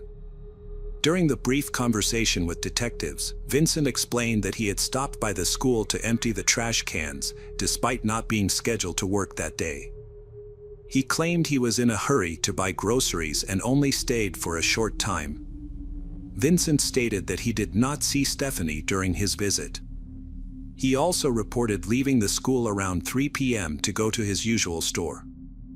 The police investigation took a significant turn when they discovered that the store Vincent claimed to have visited on the specified date was actually closed. This raised suspicions about Vincent's alibi, and investigators decided to question him further. A search of Vincent's home, with his mother's consent, led to the discovery of a key set matching the description of Stephanie Scott's keys. The search of Vincent's home and belongings yielded additional evidence, including several MDF panels in the back seat of his car, which appeared to be stained with blood. Police also noticed tire tracks in front of the house that didn't match Vincent's vehicle. A used condom was found on the ground near the house, with its wrapper discovered in Vincent's bedroom. When questioned about his whereabouts on the day of the murder, Vincent said he was out taking photos. He pointed to a camera in his car as proof, but this explanation only added to the suspicion surrounding him. Detectives obtained permission from Vincent to view the camera. When they turned it on, they saw a disturbing photo of a charred woman's corpse in a wooded area.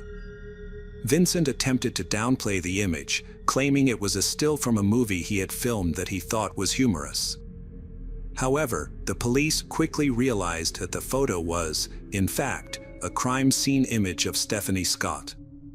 Vincent Stanford, a 24-year-old cleaner at Leon High School, was immediately taken into custody. A search of Vincent's phone and laptop uncovered disturbing photos, including images of young girls and women he had been stalking. A new witness came forward on April 17th, reporting that they saw a car near a canal on Easter Sunday at around 4 p.m.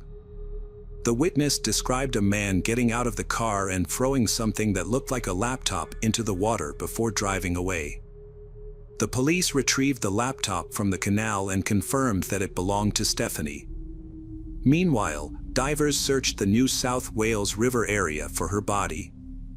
As the search continued, police thoroughly searched fields and vineyards near where Stephanie's car was found earlier in the week, as well as the canal where the laptop was discovered. In a surprising turn of events, Vincent, who was already in custody, requested to speak with the police. He provided detailed information about the crime, including the location of Stephanie's body. According to Vincent, on the day of the incident, Stephanie was working on a computer in the upstairs teacher's room with her door open. Vincent claimed that he was cleaning the area and needed to take some bins upstairs, which is when he encountered Stephanie. Vincent told detectives that he acted on a sudden urge to kill Stephanie by retrieving a kit containing handcuffs, Viagra, a knife, and cleaning supplies from his home. He had also researched violent crimes online. Upon returning, he found Stephanie preparing to leave and, as she walked by, she smiled and wished him a happy Easter. Vincent then grabbed her and dragged her into a storage room. When questioned about the scratches on his face, Vincent attributed them to Stephanie's microphone and her fingernails as she defended herself. He described grabbing her from behind, covering her mouth and wrapping his arm around her waist, before dragging her to the storage room. Once inside, he slammed the door shut, threw her to the ground, and punched her repeatedly. Vincent stabbed Stephanie to death, motivated by a twisted pleasure in the act rather than hatred. He acknowledged a history of violent thoughts and suspected underlying psychological issues. Afterwards, he calmly returned home to eat and drink, leaving her body in the storage room. Vincent returned to the school and put Stephanie's body in the trunk of her car. He then drove the car to his home and parked it on the street. The next day, Easter Monday, Vincent drove the car to a national park. There, he removed Stephanie's body from the trunk and left it on the ground. He observed that her face was severely bruised and swollen, with a large bruise under her eye. Vincent covered the body with branches and doused it with gasoline. He then used a match to set the body on fire and discarded the match. For a short time, Vincent stayed at the scene, taking several photos of Stephanie's body with his camera. He waited for a few minutes to ensure the fire was burning steadily before leaving. Afterward, he abandoned Stephanie's car on a remote country road and walked back to town. Vincent denied brutally treating Stephanie, despite detectives knowing otherwise. He faced additional charges of severe harm and physical injury. Questioned about photos of the woman partially undressed, Vincent claimed he often removed her clothes, leaving her bra, which he kept as a souvenir. However, Vincent had actually sent the wedding and graduation rings to his twin brother, Marcus, in Adelaide.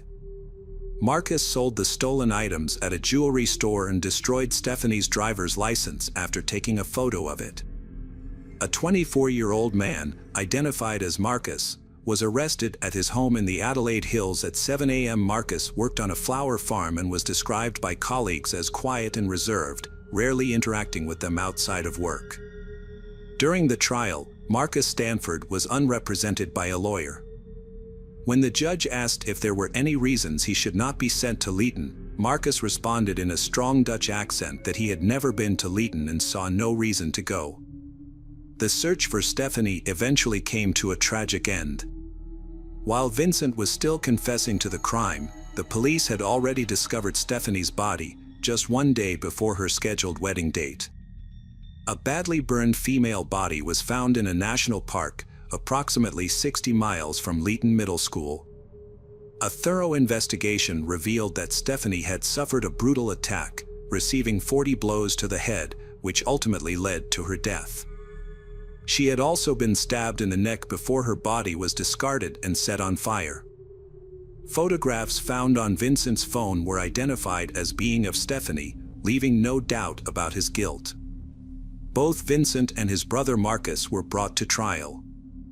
Initially, Vincent denied any involvement in the crime. Vincent Stanford was deemed a danger to society after undergoing psychological tests, which indicated he was a potential serial killer. He showed a disturbing lack of emotions and empathy, often reacting to serious situations with laughter and indifference. Further investigation into his past revealed several alarming incidents. Vincent was born in Australia, but his family relocated to the Netherlands when he was 3 years old.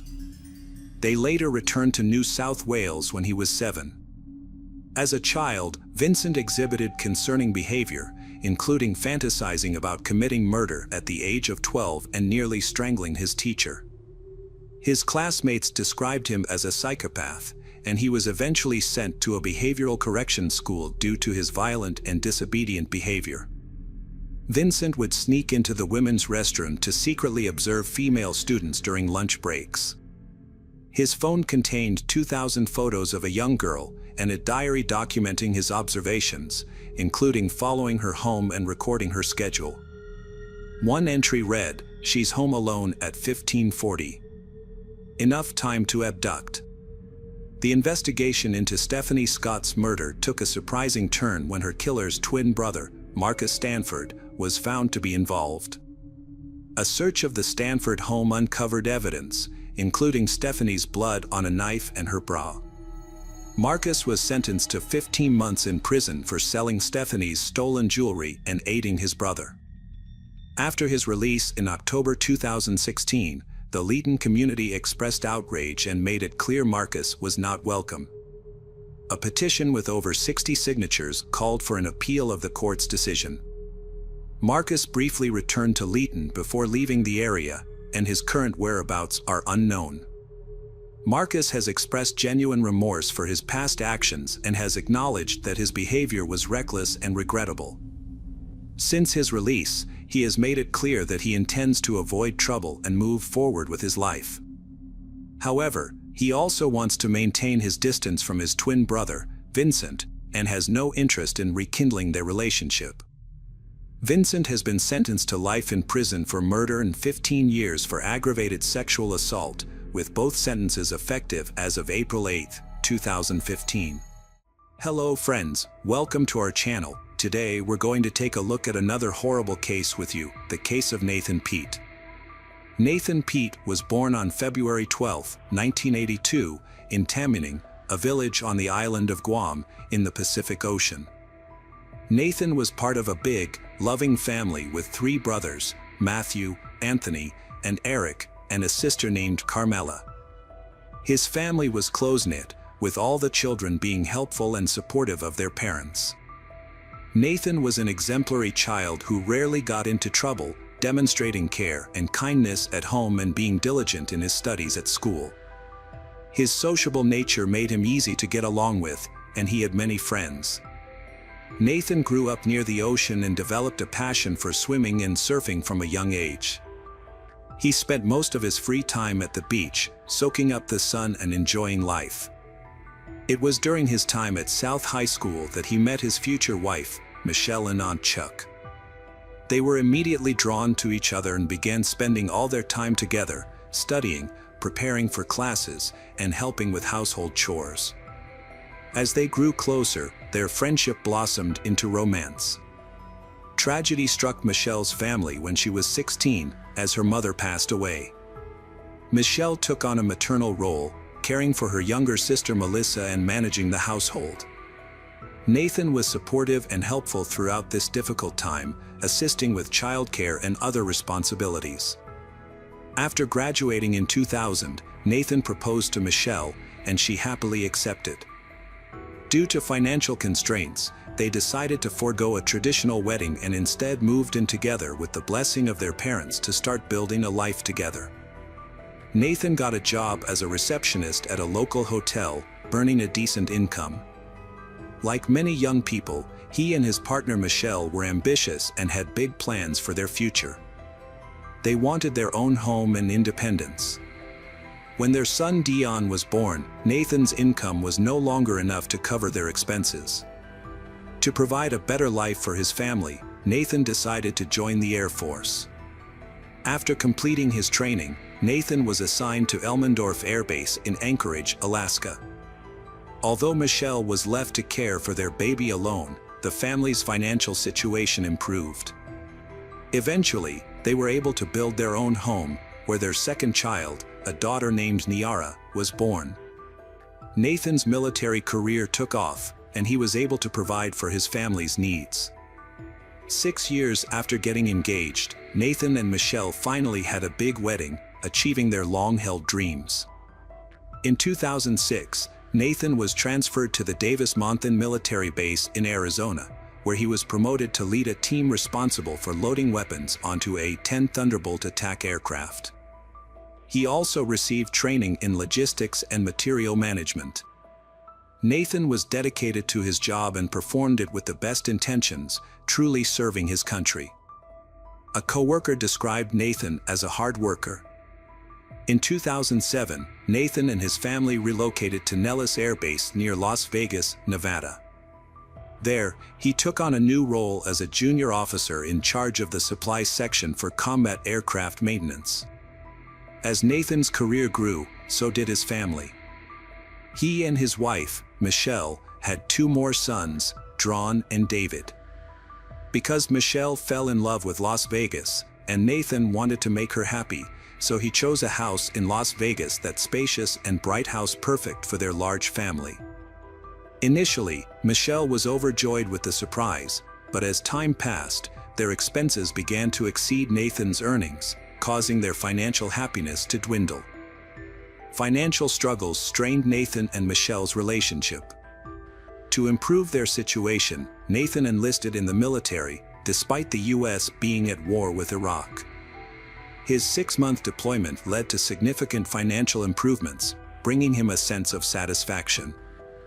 After a brief rest, Pete returned to Iraq, leaving Michelle to care for their 4 children. The weight of this responsibility, combined with Nathan's prolonged absences, took a toll on Michelle's mental health. She became anxious about being alone and struggled to cope with a reduced standard of living. To alleviate her worries, Michelle started working at a corporate credit card telemarketing firm and attended an aesthetics school to develop her skills. However, when Nathan left for Iraq again, Michelle felt isolated and disenchanted. Her relationship with Nathan was strained, and she turned to a colleague, Michael Rudolph Rodriguez, a charismatic but untrustworthy individual with a questionable past. By the end of 2009, Nathan returned home, and it seemed that the time apart had affected his family relationships. Michelle had been leading a double life, and her intentions were not entirely pure. She had developed feelings for someone else, but she didn't want to lose her husband. To keep him, she tried to please him in every way, changing her appearance and behavior. Nathan was fascinated by the changes in Michelle, but he didn't suspect that something was amiss. He was happy to be back with his family and decided to stay for a while. The children had struggled in school without their father, and Nathan was determined to make up for lost time. To earn extra money, Nathan started working night shifts in Las Vegas and also began teaching baseball to young children privately. He developed a simplified training program that was well received. However, as the family's standard of living declined, Michelle's attitude towards Nathan changed. By Thanksgiving 2010, the tension was palpable. When Nathan's brother Eric and his wife Veronica visited, they were shocked by the change in they, sensing the strain between Nathan and Michelle. It appeared that Michelle and Nathan's feelings for each other had diminished significantly. They was having trouble concealing their personal and financial struggles from others. In fact, their pantry and refrigerator were nearly bare. A conversation between Michelle and Michael occurred on December 1, 2010, in a sequence of events that seemed unusual.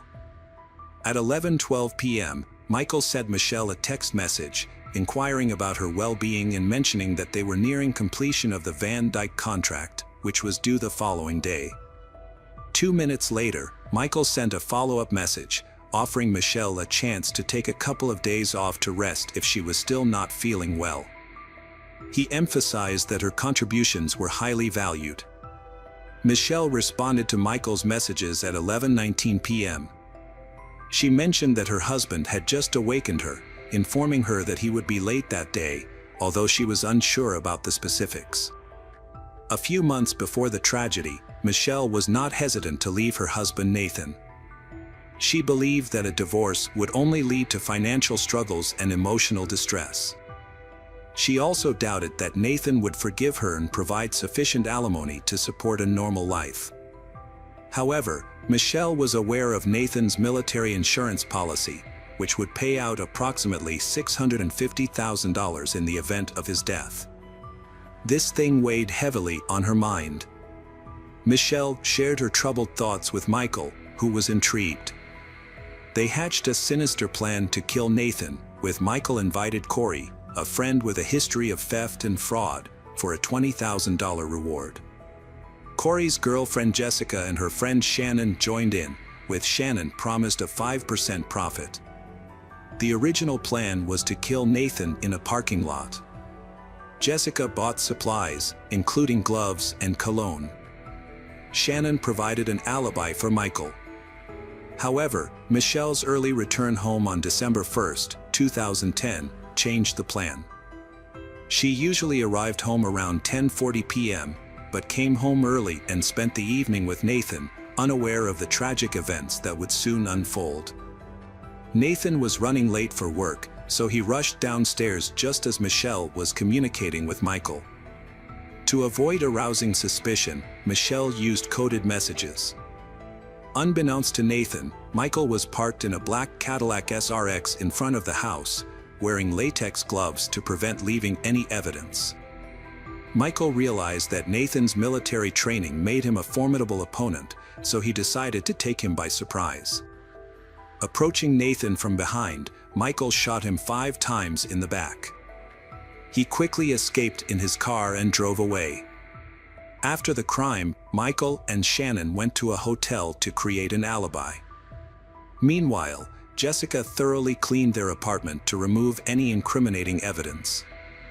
The perpetrators then disposed of their clothes by burning them in a fireplace. Later, police officers arrived at the scene and were shocked by what they found. In a neighborhood considered one of the safest, Detective Todd Williams began investigating the crime scene. He found the garage door unlocked, with a strong smell of iron inside. Blood was splattered on the walls, car, and floor. Nathan's uniform, keys, and wallet were still intact, with no valuables missing. Given the lack of missing valuables, the police ruled out robbery as a motive for the murder. Detective Laurie Anderson spoke with Michelle, the victim's wife, after examining the scene. Michelle mentioned the family's financial struggles, sparking ideas for the police. They wondered if Nathan was hiding something, such as a gambling addiction or affair, which could have motivated the attack. The evidence suggested Nathan was deliberately targeted. The police examined the victim's cell phone and found only pictures of his wife and children, which led them to believe that Pete was a decent man. The investigation continued, and the next step was to canvass the neighborhood. As some neighbors reported seeing a car parked near the pet house, driven by a man wearing a brown sweatshirt, which quickly drove away after shots were fired. This gave detectives their first lead. Nathan's family was shocked to learn of his death and immediately flew to Guam to get answers. His mother, Carmelita Pett, was devastated and cried the whole way. When they arrived at the victim's home, Michelle, Nathan's wife, threw herself into her mother-in-law's arms and then lost consciousness. However, Nathan's mother sensed that her daughter-in-law's reaction seemed unnatural and possibly fake. The investigators decided to question Michelle again and asked her about the car witnesses had seen. Unexpectedly, she mentioned that her colleague, Michael Rodriguez, had a similar car. It's unclear why Michelle revealed this information, but it helped the police piece together the puzzle. It was later determined that Michelle had inadvertently revealed the truth, or perhaps the perpetrator's plan was flawed from the start. Detectives investigated Michael's identity and discovered he had a criminal record, which raised suspicions. They brought him in for questioning, and he responded calmly. According to Michael, on the day of Nathan's murder, he went shopping at a supermarket around 9 p.m. and met a woman named Shannon. They had a long conversation and decided to continue their acquaintance in a hotel room. Michael claimed they arrived at the hotel around 11 p.m. To verify Michael's alibi, the officers contacted Shannon, who confirmed their romantic encounter. However, the detective had doubts, so they decided to examine Michelle's phone records. Specialists recovered the correspondence between Michelle and Michael, which showed they had been communicating for a year. Their conversation on the day of Nathan's murder seemed suspicious, as they discussed a contract with someone named Van DJK in a cryptic manner, suggesting they might have been planning the crime. Michael was released for lack of evidence, but detectives re-questioned Michelle after analyzing her phone. She became agitated and hid something. As investigators pushed for more information, Michelle confessed to planning Nathan's murder with Michael, her lover, for insurance payouts. However, messages revealed her guilt, including a smile emoticon after Nathan's death. Meanwhile, Shannon told police that Michael's account of the attack was truthful. She admitted that she originally cooperated with him, but later surrendered to the police when she felt exploited and feared for her own safety. Hotel security footage supports her claim, revealing that Michael and Shannon arrived at the hotel at 11:40 p.m., which disputes Michael's initial statement that they arrived at 11 p.m. Detectives discovered Corey's involvement in the case after a key witness came forward. Although Corey had consistently denied any involvement, Jessica eventually revealed her role in the sinister plan. Michael Rodriguez, Corey Hawkins, Jessica Austin, and Michelle were arrested on December 8, 2010, and held without bail. Due to concerns about her mental health, Michelle was placed under surveillance to prevent a potential suicide attempt. In Clark County District Court on January 4, 2011, the 4 defendants were formally charged with conspiracy to commit murder and robbery with a firearm, as well as murder with a firearm. Michael and Corey faced additional charges of firearm possession. On September 21, 2015, Michael Rudolph Rodriguez was the first to go on trial for the murder of Nathan. To avoid the death penalty, he pleaded guilty.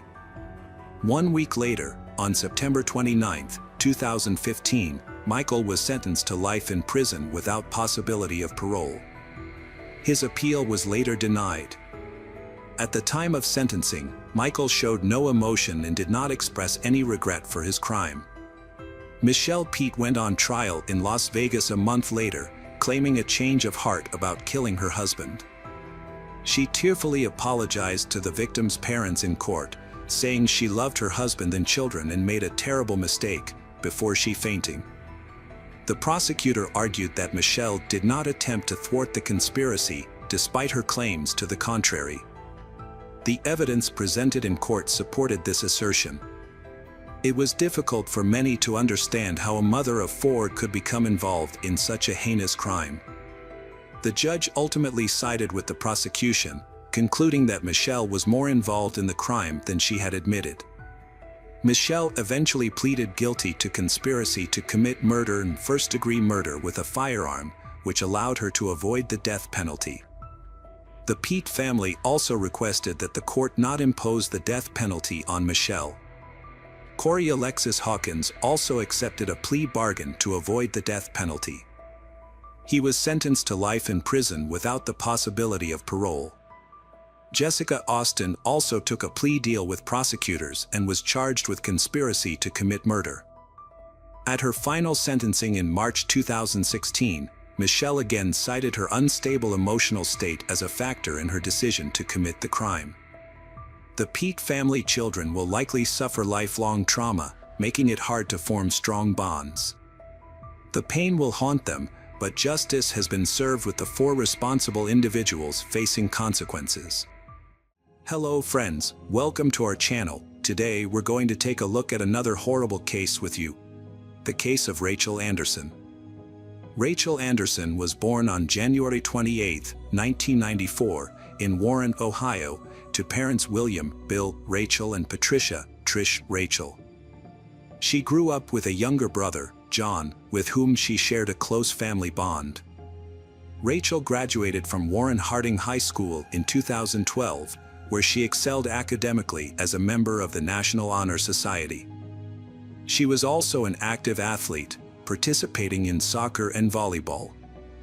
Despite the unconventional nature of her career aspirations, Rachel had always dreamed of becoming a funeral director since childhood. This passion led her to pursue a degree in mortuary science at Youngstown State University. Her hard work and dedication earned her recognition as one of the top students in her field and secured a scholarship. Following her undergraduate studies, Rachel enrolled in the Cincinnati College of Mortuary Science, graduating in 2016 with a Bachelor of Science in Mortuary Science. She became a member of the Ohio Funeral Directors Association and moved to Columbus, where she completed an internship at Shaw Davis Funeral Home.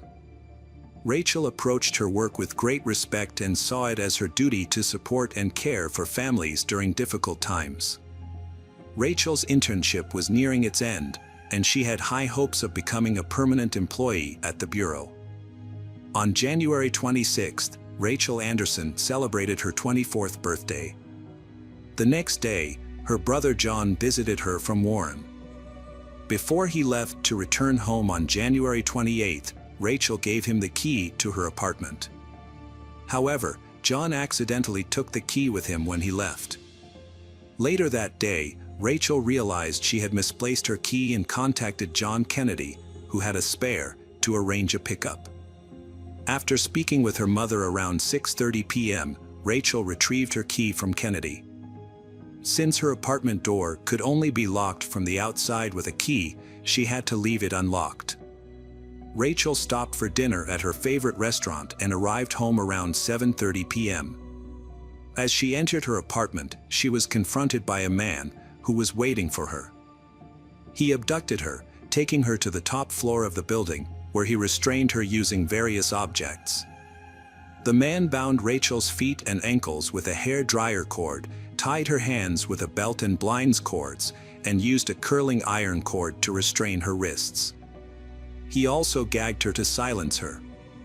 A man then forced Rachel to reveal her PIN numbers and subjected her to torture, abuse, and physical harm. Ultimately, he strangled her with a cord from an electric blanket, causing blunt force trauma and the stab wound to her head. After the attack, the man hid Rachel's body in a closet, leaving her partially naked with the electric blanket cord still tied around her neck. He then stole her car and used her bank cards to make purchases at several stores in Columbus. Forensic evidence revealed that bruising and red marks on Rachel's ankles and wrists suggested she was alive when the perpetrator restrained her. A DNA sample was discovered on the rope used to tie her up and on Rachel's body. The coroner's autopsy report concluded that Rachel's death was caused by a stab wound to the head and neck, contradicting the initial theory of strangulation. After interviewing Rachel's co-workers and her ex-boyfriend, who had an alibi, detectives explored alternative explanations for the attack.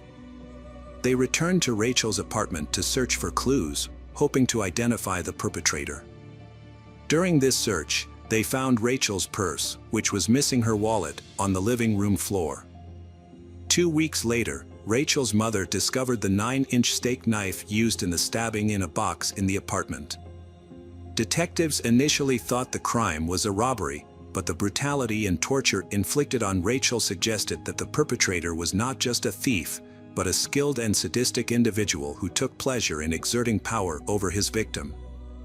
The investigators considered various motives but had no suspects and kept the investigation details secret to avoid compromising the case. Later, DNA samples were found on Rachel's body and at the crime scene, but unfortunately, they did not match anyone in the Special Services database. Fortunately, a surveillance video showed 2 people using Rachel's car to drive around the city after her death, and cash was withdrawn from her debit and credit cards. An investigation revealed a crucial lead when a phone number linked to the night of January 28, 2018, at Rachel's apartment was identified. Location data analysis led authorities to the suspect. Anthony Perrin, a 54-year-old convicted offender, was arrested. He had spent 33 years in prison for violent crimes, including rape, robbery, kidnapping, and attempted murder. Anthony Perrin had a turbulent past, beginning with his upbringing by grandparents, then living with his mother. Mental health diagnoses, including conduct disorder and antisocial personality disorder, indicated serious social problems. He entered a youth commission facility at age 14, then transitioned into foster care. At 15, Anthony faced his first charge in 1980 for abusing a young foster brother he babysat. A year later, he threatened his girlfriend's mother with a knife and attempted to drown her before fleeing. In 1982, Anthony Perrin was convicted of crimes in Franklin at 17 and served 24 years. After release in 2006, he moved to Georgia, was charged with forgery in 2007, and spent 9 more years in prison. Released in 2017, he returned to Ohio, required to check in with the sheriff's department every 90 days. On August 21, 2017, Anthony was caught with a woman in his car. 6 days later, he was stopped for driving without a license and found with a knife and shotgun, but wasn't arrested. Later, CCTV footage showed Rachel's car outside a store, with a man getting out of the passenger side. The driver wasn't visible, but police identified the man as Anthony Slits. He was questioned and revealed he was approached by a man who offered him money to cash in his ex-girlfriend's cards. Slits confirmed Anthony's identity and outlined their route on January 28, 2018, when they tried to cash out Rachel's stolen cards. Anthony Perrin remained at large until his capture on February 9, 2018, when he was taken into custody following a multi-day stakeout of his sister's home. Anthony was charged with multiple counts of serious crimes, including burglary, robbery, kidnapping, rape, and murder. Nearly 2 years later, his trial began on February 4, 2020, and 4 witnesses testified on the first day, including Rachel's co-worker Jonathan Kennedy, who was the person who found Rachel. The trial continued with testimony from Jonathan and the manager of the apartment complex where the crime occurred. Officer Frank Ghani, who was parked outside the apartment when the body was discovered, also testified and shared the surveillance footage with the jury. On the same day, Anthony expressed dissatisfaction with his attorneys to the judge and requested new representation. However, it became apparent that Anthony was intentionally delaying the proceedings.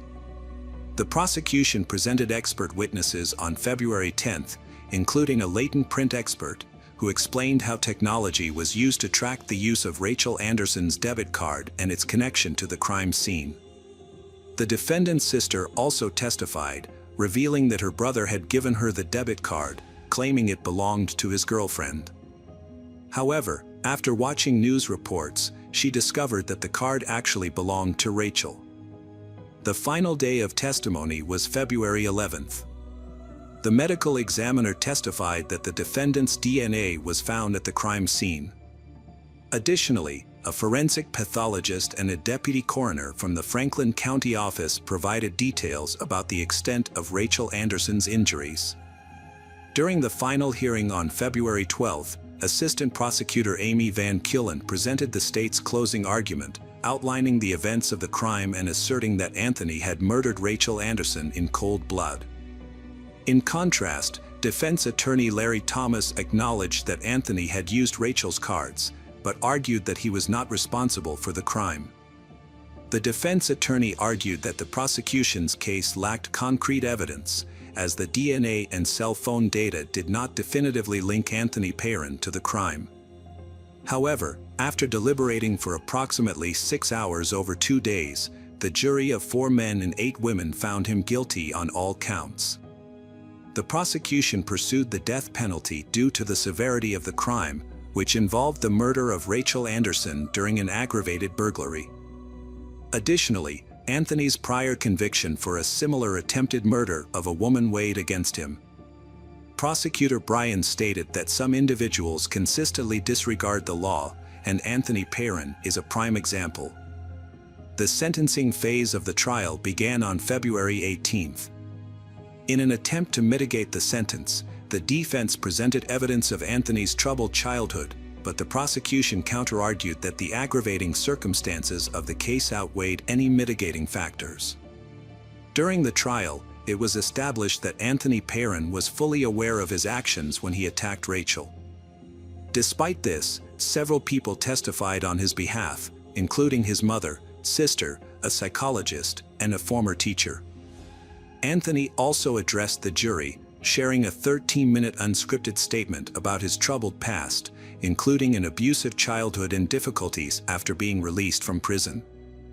In his statement, Anthony described feeling helpless and claimed that the system had failed him.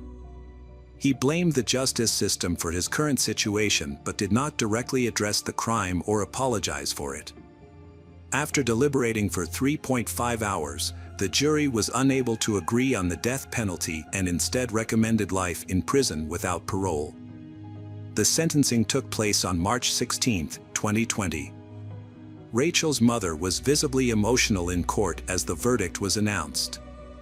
Rachel's father also spoke, expressing his surprise at how Anthony, a repeat offender with a history of violence, was able to make demands and become hysterical during the investigation. The case of Rachel Anderson's murder drew to a close as Anthony Perrin's sentence was handed down. However, what stood out was not the severity of the sentence, but rather the disturbing behavior of one individual, Anthony Perrin himself. As an adult, he shifted the blame away from himself and onto the system, denying any personal responsibility for his heinous actions. Despite his efforts to deflect blame, Anthony received 2 consecutive life sentences without parole, one for aggravated murder and another for violent crimes. In addition, he was given 63 more years for other crimes including burglary, kidnapping, robbery, and various violent offenses. This marked a total sentence of multiple consecutive life terms plus 63 years. Hello friends. Welcome to our channel. Today we're going to take a look at another horrible case with you. The case of Antonia Barra. Antonia was born in the late 1980s to a loving family that valued closeness and togetherness. Her parents, Alejandro and Marcela, raised 5 children in a spacious home, providing a nurturing environment where care and attention were abundant. The children were well-behaved and kind, and the household was generally free of significant problems. Antonia, however, stood out from her siblings due to her exceptional qualities from a young age. She was remarkably perceptive, responsible, and ambitious, which made her a source of great pride for her parents. She consistently excelled academically, had positive relationships with her teachers, and had clear plans for her future. Antonia's aspirations included traveling and living a fulfilling life. After high school, Antonia successfully enrolled in her preferred university and began pursuing a highly competitive major. As a freshman, she dedicated herself to mastering the fundamentals of her chosen profession and actively participated in both academic and social activities, forming close bonds with like-minded friends who shared her interests and ambitions. Antonia had become particularly close to Consuelo Uribe, a law student. They friends enjoyed spending time together, going shopping, attending parties, and socializing. Their friendship deepened over time. When Antonia's boyfriend Rodrigo broke up with her, Consuelo suggested a distraction to help her cope with the heartbreak.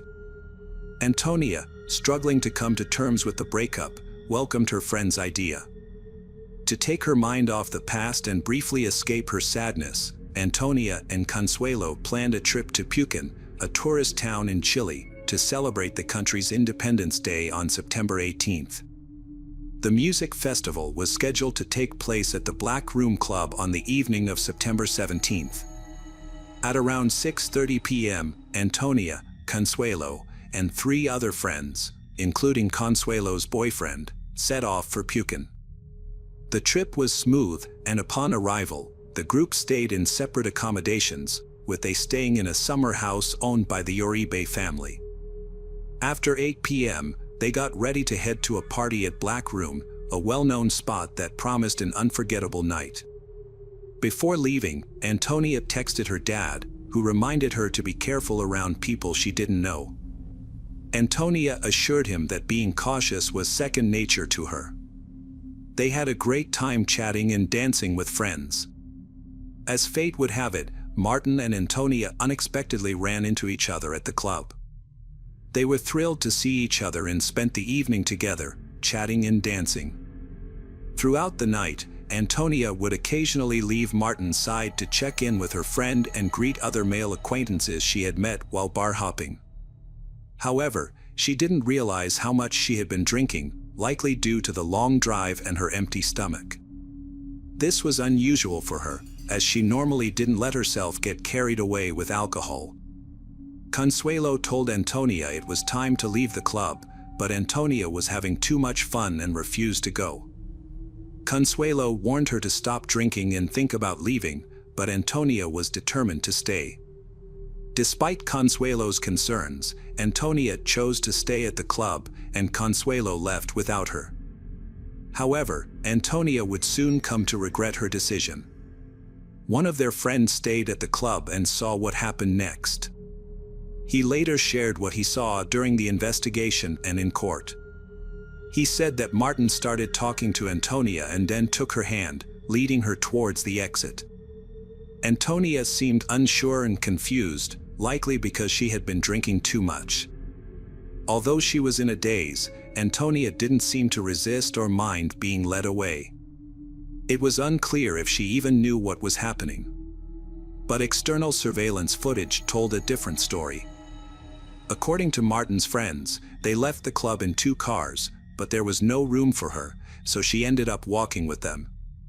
Along the way, they passed a store, and footage showed that the man had forced her to enter. She was visibly intoxicated and unable to resist. Throughout the night, Martin, who was somewhat more sober than the others, attempted to exert control over the situation. The footage captured moments of Martin being overly affectionate towards her and trying to kiss her, despite her clear reluctance and attempts to pull away. After arriving upstairs around 9 a.m., Consuelo checked her messages and found a voice message from her friend Antonia. Initially, Consuelo had trouble making out what Antonia was saying, but after listening more closely, she caught a few words. Antonia was asking to be picked up, but Consuelo didn't know exactly where she was.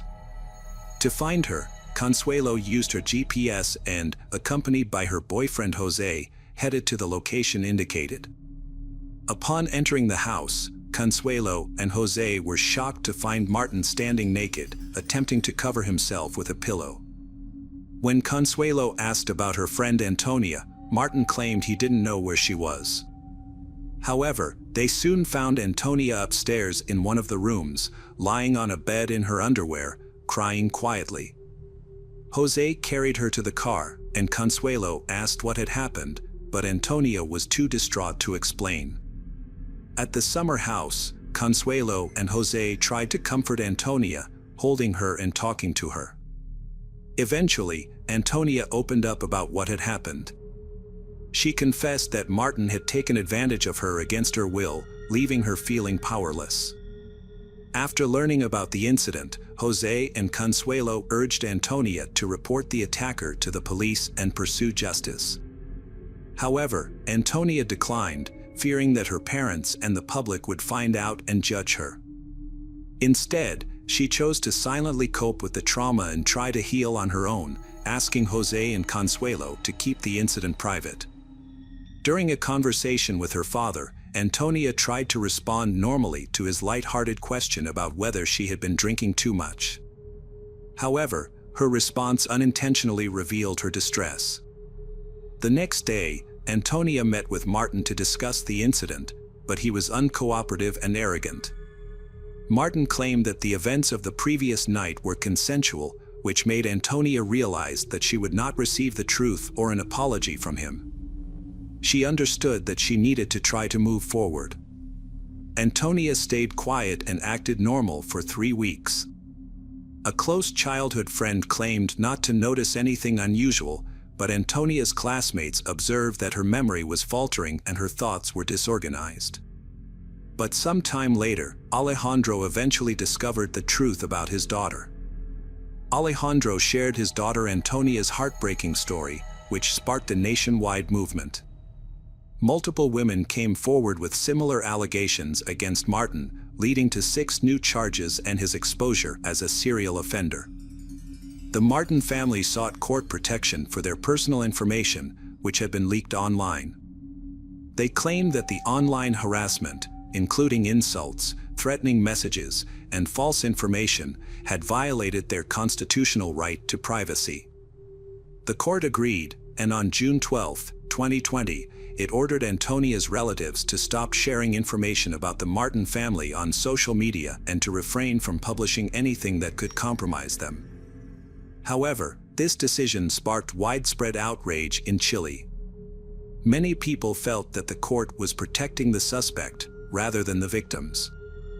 On July 21, the Antonia family appealed the decision to the Supreme Court, but their appeal was rejected. The suspect's lawyer then requested protective measures on his client's behalf, but the suspect was eventually charged with multiple counts of attack. The case, known as the Antonia case, became a rallying cry for victims of violence in Chile. For many women, it marked a turning point, and they began to come forward to share their own experiences after years of silence. On July 22nd, a surprising turn of events occurred when the court changed Martin's preventive measure from detention to house arrest, effectively releasing him.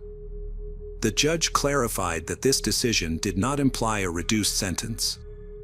Meanwhile, the prosecutor had charged Martin with 5 counts of misconduct, but the court only recognized 2.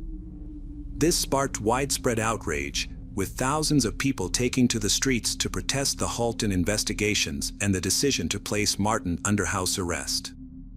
In response to public pressure, the authorities appealed the decision, and the judiciary quickly overturned the house arrest order, taking Martin back into custody. Antonia stressed the importance of taking action against Martin, as his behavior made women vulnerable. In February 2021, investigators found Martin's phone, which contained a disturbing collection of photos of women's underwear, suggesting a trophy collection. The 400-page police report included statements from multiple victims, witnesses, and people close to Martin and Antonia. A childhood teacher described Martin as a smart and cheerful child, but noted that he had an unusual interest in intimate topics. Some women recalled that Martin had inappropriately touched them when they were children, but at the time, no one thought much of it. On June 14, 2022, the criminal court in Temuco began its hearings, which were expected to last over a month. During this time, the prosecution presented evidence, expert testimonies, and witness statements. The court started watching a CCTV. Video footage revealed that Antonia was unable to control the situation. On August 26, Martin was sentenced to 20 years in prison for crimes against intimacy and intimacy-related aggression. However, on December 29, the Supreme Court accepted the defense's appeal, disagreeing with the verdict. A new trial was scheduled for spring 2023. In a related development, Martin's original lawyers resigned on March 16, and the public defense took over his case. The second trial began on April 24, 2024, focusing on 5 counts of violence and 2 counts of forced intimacy. During the trial, Martin waived his right to remain silent and provided his account of the events. He claimed that his actions were the result of severe intoxication. However, the prosecutor countered that by drinking with the victims, he had taken advantage of their vulnerability.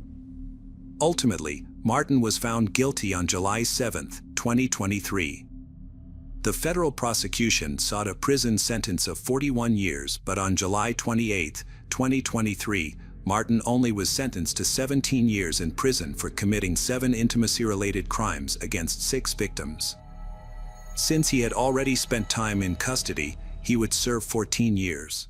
Hello friends. Welcome to our channel. Today we're going to take a look at another horrible case with you. The case of Carrie Leah Farver. Carrie Leah Farver was born on November 30, 1974, in Macedonia, Nebraska, USA. As a single mother, she raised her son, Max Maxwell, after experiencing failed relationships in the past. Raising Max was challenging for Carrie. Despite her immense love for her child, she struggled with depression, which led to a period where she spent a month in bed. During this time, her mother, Nancy Rainey, took care of Max. Carrie's difficult relationship with Max's father and unstable living conditions contributed to her mental health issues. At the age of 20, Carrie's struggles led to a diagnosis of bipolar disorder. This condition causes extreme mood swings, ranging from euphoria, increased productivity, and excessive friendliness to depression, bitterness, and feelings of powerlessness.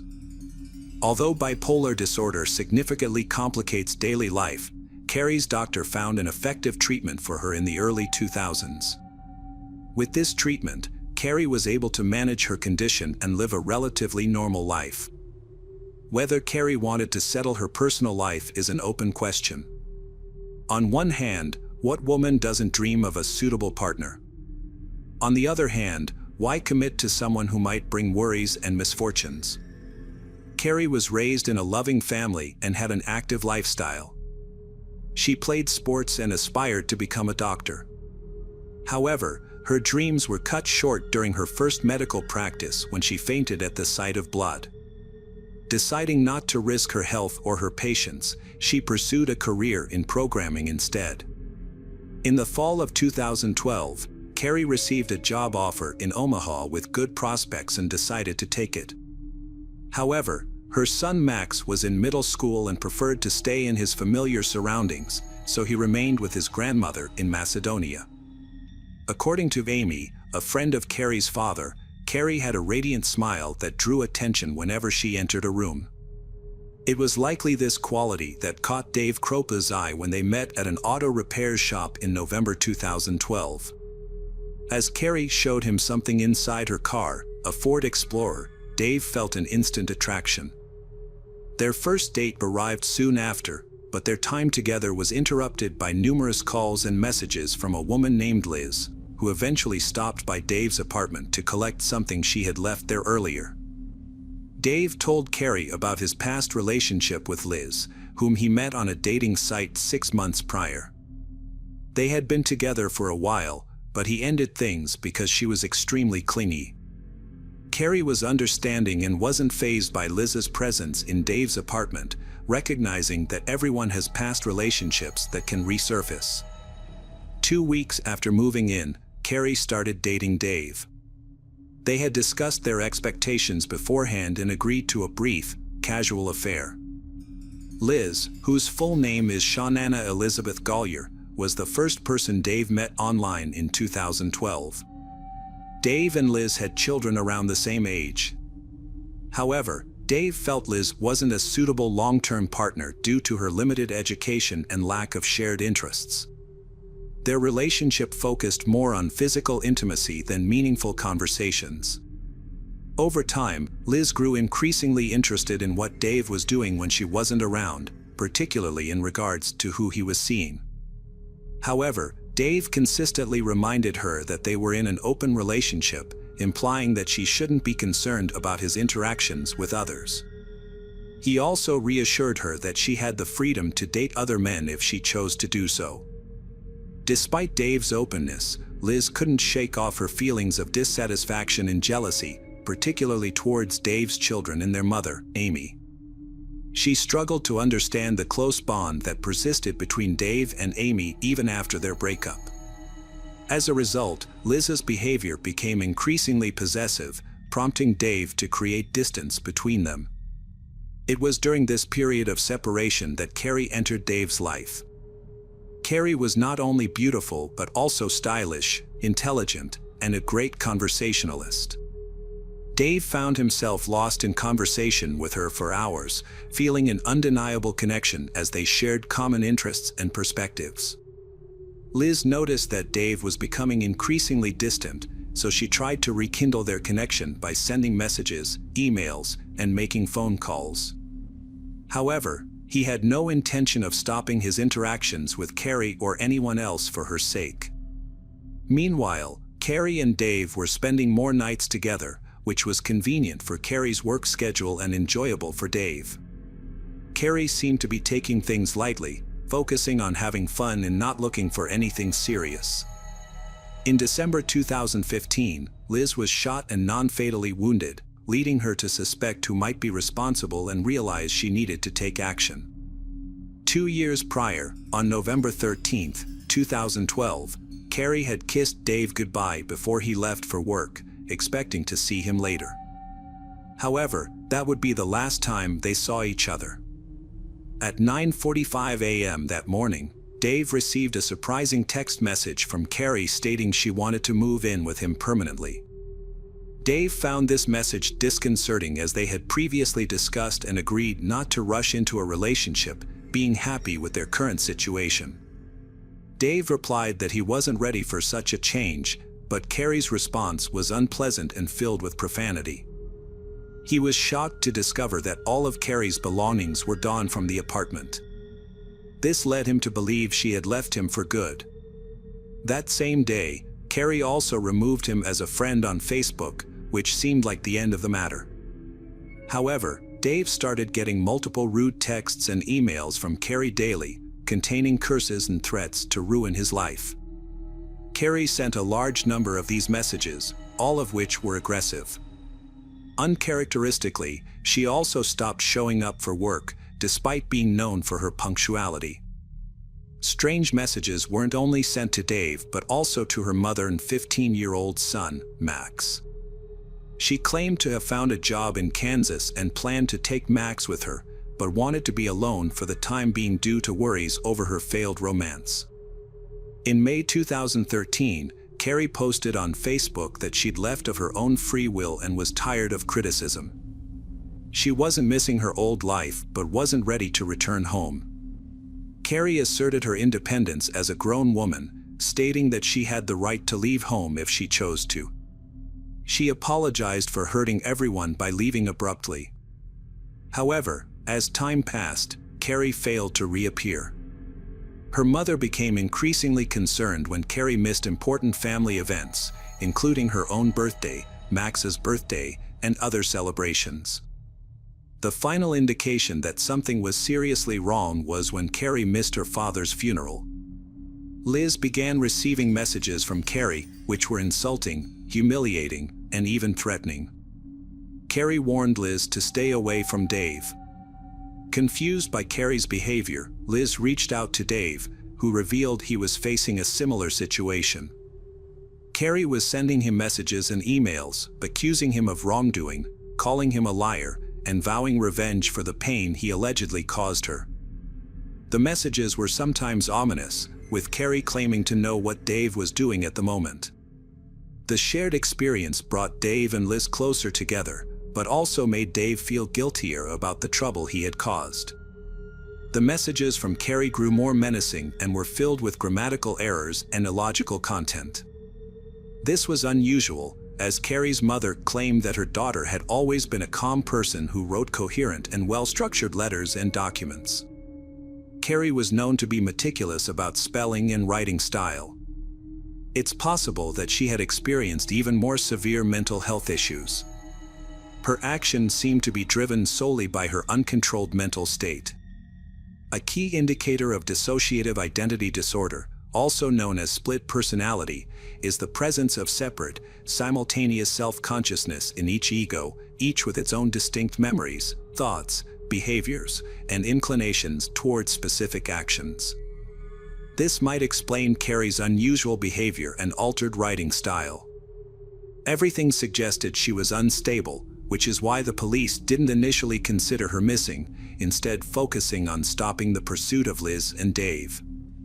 They tried to track Carrie's cell phone, but it was unsuccessful due to blocked signals. Meanwhile, Liz and Dave continued to receive hundreds of texts and emails, sometimes simultaneously receiving nasty messages when they were together.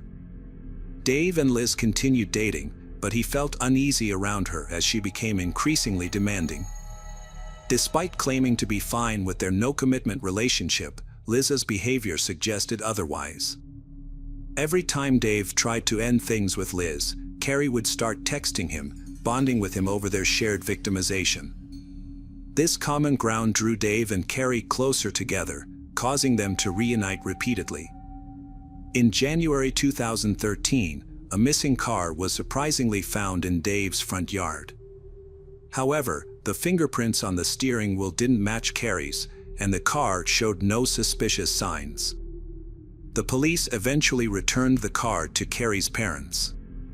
Carrie continued to message Liz and Dave, escalating her behavior by sending pictures of their children and threatening to harm them unless Dave left Liz alone. As time passed, Carrie's stalking persisted, and Liz's jealousy grew, frustrating Dave. He became exhausted with the events unfolding in his life and eventually found the strength to end his relationship with Liz. This decision came shortly after a tragic incident in August 2013, when Liz reported a fire at her home that resulted in the death of all her pets, including a snake, a cat, and 2 dogs. Liz suspected Carrie was responsible, citing repeated threats made via texts and emails. The incident marked a significant turning point in the case of missing person Carrie Farver, leading to Carrie's placement on a federal wanted list. Tens of thousands of messages were meticulously analyzed. Law enforcement seized cell phones from Dave and Liz, as they believed Dave was also in danger. Someone had vandalized the auto repair shop where he worked and thrown a brick through his window. It appeared that Carrie's anger was directed at anyone in Dave's life. Consequently, Amy Flora, Fave's ex-wife, began receiving threatening messages from Carrie. As Dave spent time with his children, he also saw Amy regularly. The police were perplexed as to why Carrie, who had dated Dave for less than 2 weeks, was now stalking Dave and his ex-wife. The investigators decided to focus on Dave Coupa, as Carrie's disappearance raised many questions that needed to be answered. It was a mystery that didn't add up. Carrie Farver's family was also tirelessly searching for her, exploring every possible lead to find her. Their efforts finally paid off in the spring of 2015, when detectives Ryan Avis and Jim Doty took on the case. Unfortunately, they found no evidence that Carrie was still alive. One of the detectives shared their thoughts with ABC News. It's unusual for adults to suddenly leave without using any money. No one saw or heard from her, which doesn't make sense. She had a good income and a nice home. I've come to believe that I have no proof she's alive. With the help of a digital forensics expert, the detectives analyzed data from Kropa and Gore's phones from 2013. Kawa discovered that Carrie had sent over 50,000 texts and 15,000 emails to Dave in just 3 years. Whoever was impersonating Carrie became increasingly sophisticated, trying to hide their IP address and true identity. Somebody with expertise in computer programs seemed to be behind the strange occurrences. In December 2015, Liz Gard contacted the police again, this time reporting that she had been shot in the leg on her own doorstep. She claimed her attacker was Amy Flora, not Carrie. Coincidentally, Dave was missing a gun that Amy may have had access to. This new development raised suspicions that Amy might be involved in Carrie's disappearance. The investigation uncovered a lead that suggested Amy's motive. She may have been seeking revenge against women connected to Dave Krupp. Amy's relationship with Dave had been complicated, and the presence of other women in his life might have prevented them from reuniting. The police promptly questioned Amy, but surprisingly, she had a solid alibi. Multiple witnesses confirmed that she was not at Liz's house when the shooting occurred, so no arrest was made. The investigation became increasingly puzzling. New details emerged from the analysis of Liz's cell phone data. Investigators found fake email addresses using variations of Farver's name and an app used to schedule messages. This discovery shed light on how Liz and Dave received simultaneous messages from Carrie. The investigation led to suspicion of Liz Gollier, which intensified when her fingerprint matched those on Carrie's car steering wheel. It was now clear who the culprit was, and the priority was to prevent further harm. To catch Liz off guard, detectives devised a plan to create a fake narrative, pretending to still consider Amy the prime suspect, aiming to prevent Liz from escaping or destroying evidence. Liz fell for the trap. She was thrilled at the opportunity to eliminate another rival who was threatening her relationship with Dave.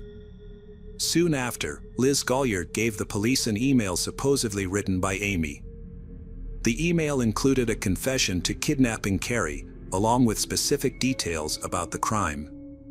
According to the confession, Carrie had been stabbed in the stomach or chest area before her body was disposed of.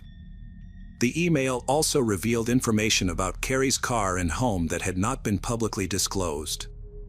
According to an investigative spokeswoman, Liz provided detectives with information that only someone intimately involved in the crime could have known. In doing so, she inadvertently implicated herself in Carrie Farver's murder. The letter made it clear that the crime occurred in a car, prompting authorities to re-examine the victim's vehicle. Upon removing the seat covers and fabric, specialists discovered a blood stain belonging to Carrie Farver. Liz managed to send messages posing as Carrie without arousing suspicion, but it's unclear how. Reports suggest that Liz Gollier led a double life, dating both Dave and a man named Garrett. Notably, Garrett's IP address was linked to messages sent under Carrie's name. When questioned, Garrett revealed that he had been in a long-term relationship with Liz. Out of kindness, Garrett invited Liz to move in with him and his children after a fire. However, their relationship became complicated and deteriorated significantly once they started living together. Garrett would often take care of Liz's children while she isolated herself in her room or left the house. Garrett was shocked by what the police told him. It was discovered that Liz spent 40 to 50 hours a week pretending to be a missing woman. Although her room was messy, no significant evidence was found. However, investigators did discover several cell phones and electronic devices in the last place she stayed. In late December 2016, Shaunana Liz was charged with first-degree murder. The county prosecutor commented on the complexity of the investigation, stating that most murders are dark, but this crime was particularly bizarre. It would take some convincing to make someone believe it actually happened. Liz's actions, including letting her dog die in a fire she set herself and shooting herself in the thigh, were attempts to deflect suspicion from herself. Liz's attorney, James Martin Davis, believed the case against her was weak since it was largely based on circumstantial evidence. Key pieces of evidence were missing, including Carrie's body and the crime weapon, and Liz had not confessed to the crime. In fact, there was no conclusive proof that Carrie was even dead. The defense team requested a mistrial, which would allow a judge to determine the extent of Shaunana's guilt. The prosecution presented a substantial amount of complex electronic evidence, as well as physical evidence. They argued that the amount of blood found on the passenger seat of Carrie's car supported the theory that she had been stabbed. Investigators also found a direct link between Shaunana and Carrie's murder by analyzing a memory card that Shaunana had used around the time Carrie went missing. The memory card, which was found in a tablet stored at Dave's residence, contained deleted images. It was clear that the foot belonged to a people who had been deceased for several years. Notably, Carrie had a similar tattoo among her distinguishing features. Her mother later confirmed that the tattoo indeed belonged to Carrie. The photo solidified the conviction of Shaunana Liz was predator. The judge ruled her guilty of first-degree murder and handed down a life sentence without parole, stating that Carrie Farver did not disappear by choice but was tragically murdered. Authorities suspect that Shaunana murdered Carrie, allowed her body to decompose, and then burned the remains to eliminate all evidence. Motivated by jealousy, she decided to eliminate her rival. After disposing of Carrie, Shaunana took her cell phone and used it to send messages that would make Farver appear unstable and win back Dave's favor. When this plan succeeded, Shaunana wanted to eliminate Amy as well, but she became too entangled in her own scheme and ultimately fell into her own trap. Shaunana, also known as Liz, was also found guilty of arson for setting fire to her own home in August 2013 and attempting to blame it on Carrie. The fire destroyed the house and killed pets, resulting in an additional 20-year prison sentence. She is currently serving her sentence at the Nebraska Correctional Center for Women, despite maintaining her innocence. Dave revealed that he received thousands of emails and text messages signed by Carrie over the years. However, he claimed that he never noticed Carrie stalking him during their relationship, which contrasts with his experience with Shaunana. So, what happened to Carrie's son, Maxwell Farver? According to his LinkedIn profile, he followed in his mother's footsteps and became a computer programmer. He graduated from the University of Iowa with a degree in software engineering and data science, and is now married. Although it's unlikely he's forgotten the past, he may have found some peace with his new family. As for Dave Kropa, he now lives a private life, away from the public eye. He doesn't have a public account on any social media platform. This disturbing crime story is a harsh reminder of the complexities and manipulation that can occur in human relationships. It highlights how vulnerable we can be in our own surroundings, unaware of the true nature of those around us. Hello friends, welcome to our channel. Today we're going to take a look at another horrible case with you. The case of Summer Baldwin. Summer Baldwin, born in 1976 in Washington, was renowned for her kind and vibrant personality. As a bright student with many friends, she aspired to pursue an acting career. Following high school, Summer enrolled in community college but struggled with her studies. Seeking a change of environment and new opportunities, she moved to Texas with her friends, supported by her parents who hoped she could start anew. However, it is uncertain when Summer's life started to decline. She struggled with addiction to alcohol and illicit drugs, but unfortunately did not reach out to her family for support. As her addiction worsened, she lost her job and began associating with people who had a history of crime. Her dreams of becoming an actress were shattered, and she was eventually forced to work as an escort to make ends meet. Summer's parents remained oblivious to their daughter's struggles, believing she was living a successful life. The information provided about Summer's friends was limited. However, a significant detail emerged. A few months before her death, Summer had been a key witness in a major federal counterfeiting case. This revelation suggested that her murder might have been a contract killing by a criminal gang, drawing the attention of the FBI and putting the investigation under intense scrutiny. The investigation led to the first suspects. Rebecca, Summer's best friend, was called in for questioning by the police. She provided insight into Summer's occupation and mentioned several of her boyfriends, one of whom had a history of aggressive behavior, including physical abuse and persistent stalking after their breakup. This man became the initial suspect in the case. Summer's ex-boyfriend was detained and brought to the station on the same day. However, he vehemently denied any involvement in the case and appeared genuinely surprised and distraught upon learning of Summer's death. Furthermore, he had a solid alibi for the night before the tragedy, having been involved in a drunken brawl at a bar and spending the night in a cell with another individual. As a result, the police were forced to release the first and, at the time, only suspect. Another friend and colleague of Summer named Marguerite provided crucial information to the investigation. Marguerite reported that she saw Summer on the evening of September 11th at a convenience store parking lot. They had a brief conversation. Marguerite recalled that a red van pulled into the parking lot, and a young, physically fit Latino man got out to enter the store, likely to make a purchase. While he was inside, Summer exited the van from the passenger side to greet Marguerite.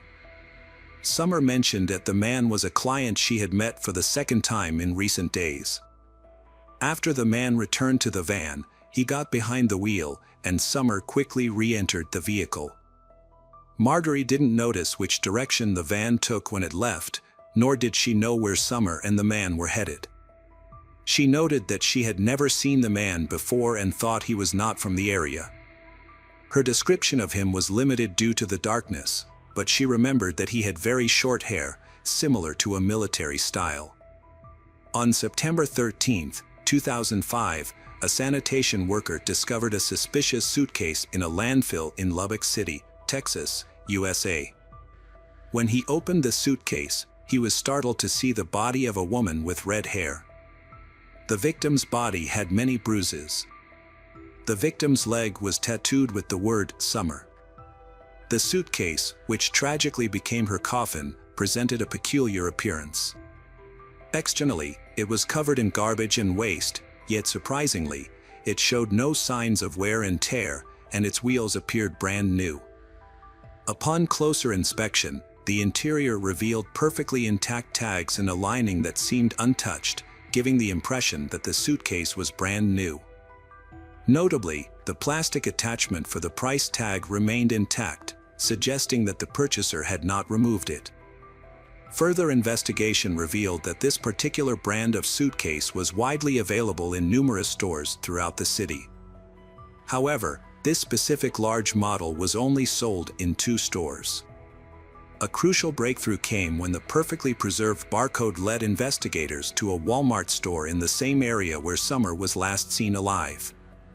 Records showed that 2 identical suitcases were purchased on the day preceding the gruesome discovery, one in the afternoon and the other around 2 a.m., a timing that raised suspicions due to its unusual nature. Police officers promptly visited the store and obtained the surveillance camera footage. After reviewing the footage, they discovered that an elderly couple had purchased the first suitcase. Initially, they didn't raise any suspicions, but they were tracked down and were able to present the suitcase, explaining that it was bought for a vacation. However, the second suitcase was purchased by a young, athletic Latino man with very short hair, similar to a military haircut. This raised suspicions that he might be the person seen with Summer in the supermarket parking lot, as described by a witness. Additionally, the man bought disposable gloves at checkout, further arousing suspicions. The store's external surveillance cameras provided more information, showing the man leaving the store with the suitcase and loading it into a red van. With too many coincidences, the police believed they had identified the suspect and now needed to confirm his identity, locate him, and bring him in for questioning. The man took extreme precautions to avoid detection, using cash instead of a credit card to prevent leaving a digital trail. However, he overlooked the parking lot surveillance cameras, which clearly captured his vehicle's license plate number. The police quickly tracked the vehicle to a rental car company and identified the renter as Rosendo Rodriguez, a reservist in the U.S. Marine Corps. Rosendo had a clean record and was in town for a brief training stint with his unit. Initially, it was difficult for the police to locate Rosendo, as he wasn't staying at the same hotel as his unit. But with his personal details in hand, the police discovered that he had withdrawn a large sum of cash from an ATM at a different hotel, likely the money used to purchase the suitcase and gloves. Further investigation revealed that Rosendo had checked into this hotel under the name Thomas Rosendo, matching his physical description, on September 11th. It appeared that Rosendo had used an alias for unknown reasons. The investigation got a lucky break. Although Rosendo had already checked out of his hotel room, it hadn't been cleaned yet, and it contained crucial evidence. The carpet, bed, and walls had brown stains and splatters that looked like dried blood. A tag from a new suitcase was found near the bed. The trash had used contraceptives and disposable gloves in it. Forensic analysis confirmed the dried blood belonged to Summer. DNA on the contraceptives and gloves matched both Summer and Rosendo. This proved they had found the killer. However, Rosendo had already left the city by then. With this information, it was easy to track him down. Rosendo Rodriguez was born on March 26, 1980, in Wichita Falls, Texas. He came from a low-income family of Mexican immigrants and had a difficult childhood. His father, who struggled with alcoholism, was abusive to his wife and children. As a result, Rosendo was exposed to violence from an early age. He was aggressive and frequently got into fights at school. However, as he matured, he learned to manage his anger. After finishing high school, Rosendo attended Texas Tech University. He lived on his own and worked various jobs, including at a pizzeria and as an office clerk. Eventually, he decided to join the U.S. Marine Corps. His colleagues in the military described him as calm, disciplined, and reliable. They also saw him as a good friend who was always willing to help. Rosendo was well-educated and physically attractive, making him popular with women. On September 15th, Rosendo was arrested at his home in San Antonio. When the police arrived, he remained calm and seemed unaware of the seriousness of the situation. During the search, the police found a striped shirt and shorts that matched the outfit he wore when buying a suitcase. This was caught on surveillance footage. The police also seized his laptop and mobile phone. Initially, Rosendo refused to speak and denied any involvement in Summer Baldwin's murder for several weeks. However, faced with overwhelming evidence against him, he began to provide statements on the advice of his attorney. In these statements, he shared his own account of events, which notably diverged from the reconstruction put together by forensic experts. Rosendo initially stayed at a different hotel than his fellow servicemen due to a booking mistake. Although he realized the error after checking in, he chose not to relocate since the military leadership deemed it unnecessary. However, he failed to explain why he used a different name to register at the hotel on September 10th. That evening, Rosendo rented a van to get around the city more easily. He claimed to have met Summer Baldwin by coincidence. According to his account, he spotted a blonde woman sitting on a roadside bench, covering her face with her hands and seemingly crying. Concerned, he pulled over to check on her and see if she needed assistance. They started talking, and after she calmed down, they went to his hotel room, where they chatted, had a few drinks, but did not engage in any intimate activities. The next morning, Rosendo drove Summer home. They made plans to meet again in the evening. At around 9 p.m., he picked her up from the same location and they went to a supermarket. There, Summer ran into her friend Marjorie. Afterward, they returned to the hotel. According to Rosendo, he and Summer engaged in consensual intimacy at the hotel. However, the situation took a turn when Summer allegedly became aggressive and demanded money.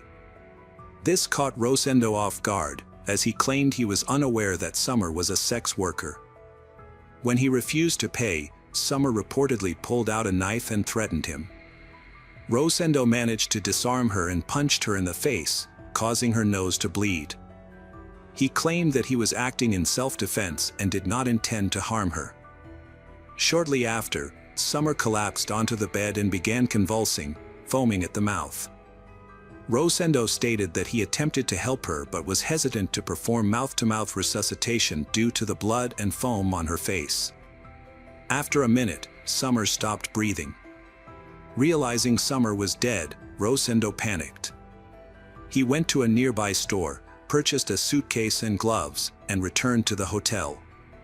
He then placed Summer's body in the suitcase and disposed of it in a dumpster, knowing it would be taken to the landfill the next morning.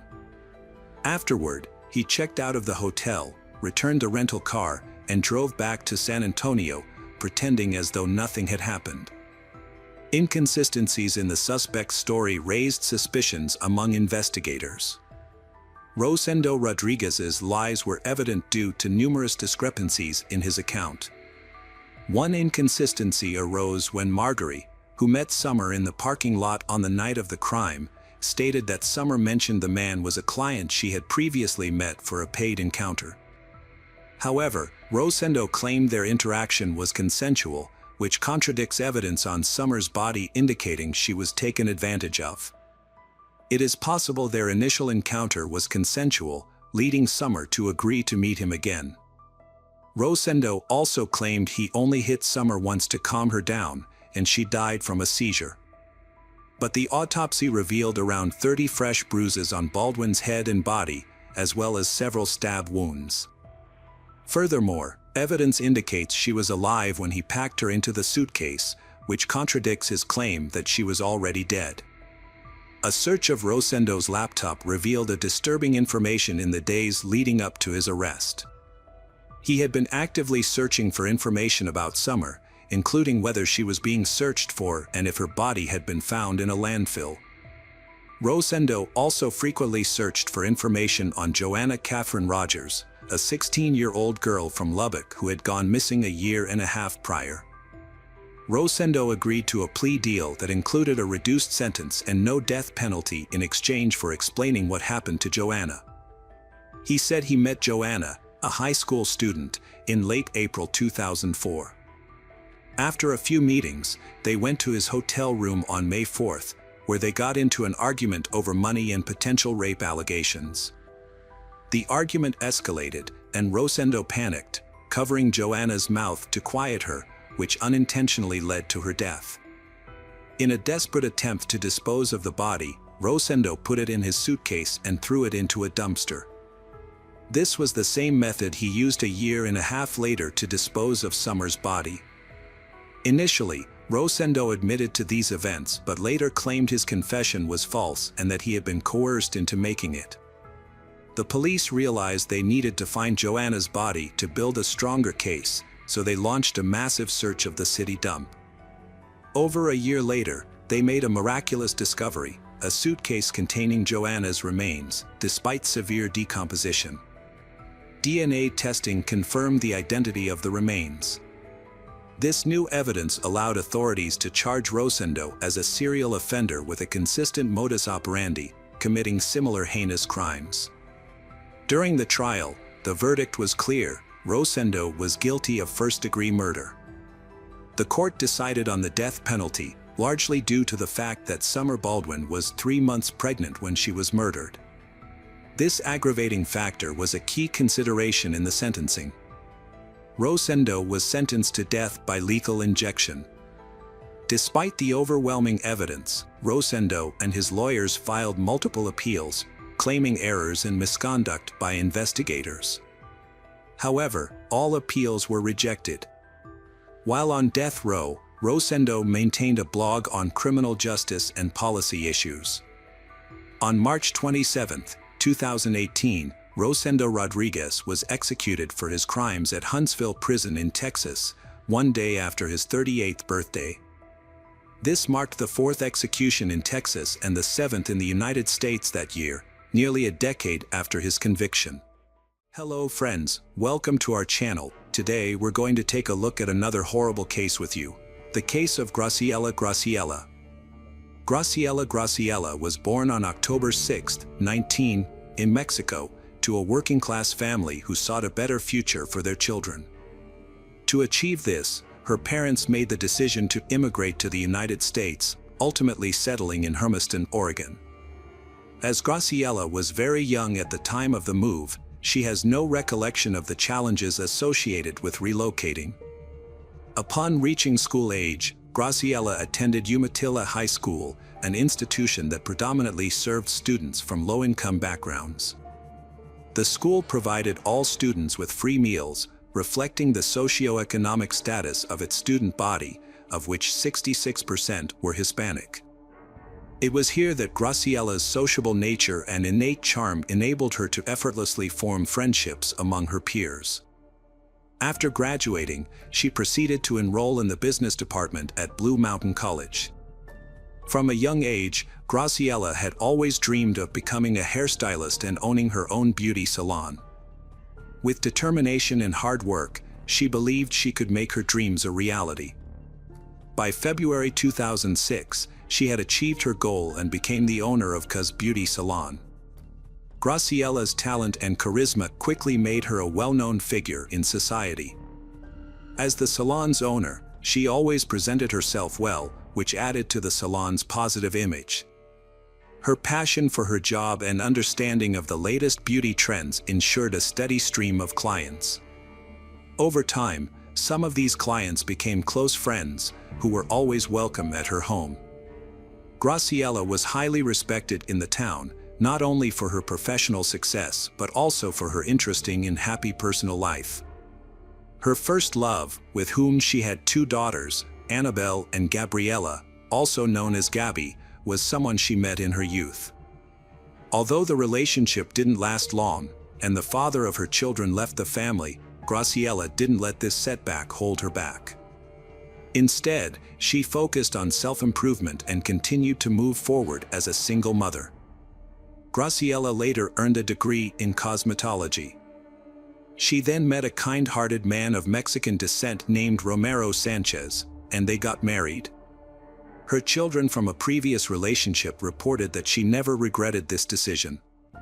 Her husband was caring not only to her but also to her children, treating them as his own. The family later welcomed 2 more children, Arthur and Jacob. Although he had biological sons, Graciella's husband still affectionately referred to Annabelle and Gabriella as his girls.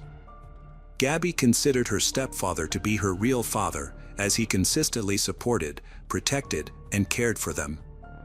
The couple prioritized keeping their family united and happy, raising 4 children together. This did not deter Graciella from pursuing her passion. Instead, she would often take her children with her to professional meetings. The family developed a lovely tradition of traveling together, exploring new cities, local attractions, and cultural features. They also prioritized staying connected to their roots, frequently visiting Mexico and enjoying quality time together. Everyone made a genuine effort to make each other happy. However, after 17 years of marriage, the couple decided to separate.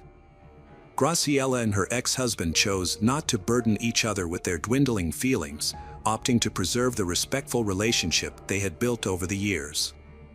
Even after the divorce, they maintained a warm and strong connection. The father remained involved in the children's lives, regularly seeing them and sharing custody of their youngest son with Graciella. The other children were grown and lived on their own, but they remained close to their parents. They would get together to celebrate holidays and often sought each other's advice. Graciella handled her divorce well, remaining optimistic and confident, thanks in part to her ex-husband's kind and understanding behavior during this challenging time. On November 9, 2019, Romero made an unexpected visit to Annabelle, Graciella's eldest daughter. Annabelle was surprised to see her mother's new husband show up unexpectedly. Romero told Annabelle that Graciella had disappeared. According to Romero, he and Graciella had met with Jacob the previous night. Afterward, Romero returned home and went to bed beside Graciella, who was already asleep. However, when he woke up in the morning, Graciella was gone. He searched the house but couldn't find her. Romero tried to contact Graciella by calling and texting her, but she didn't respond. He went to Annabelle's place hoping she might have some information about Graciella's disappearance. Annabelle, however, had no idea where her mother was. She was shocked not only by the news of her mother's disappearance but also by Romero's reaction. He was in tears and seemed genuinely upset. Annabelle found this odd because Romero had never shown any strong emotions around them before, only indifference.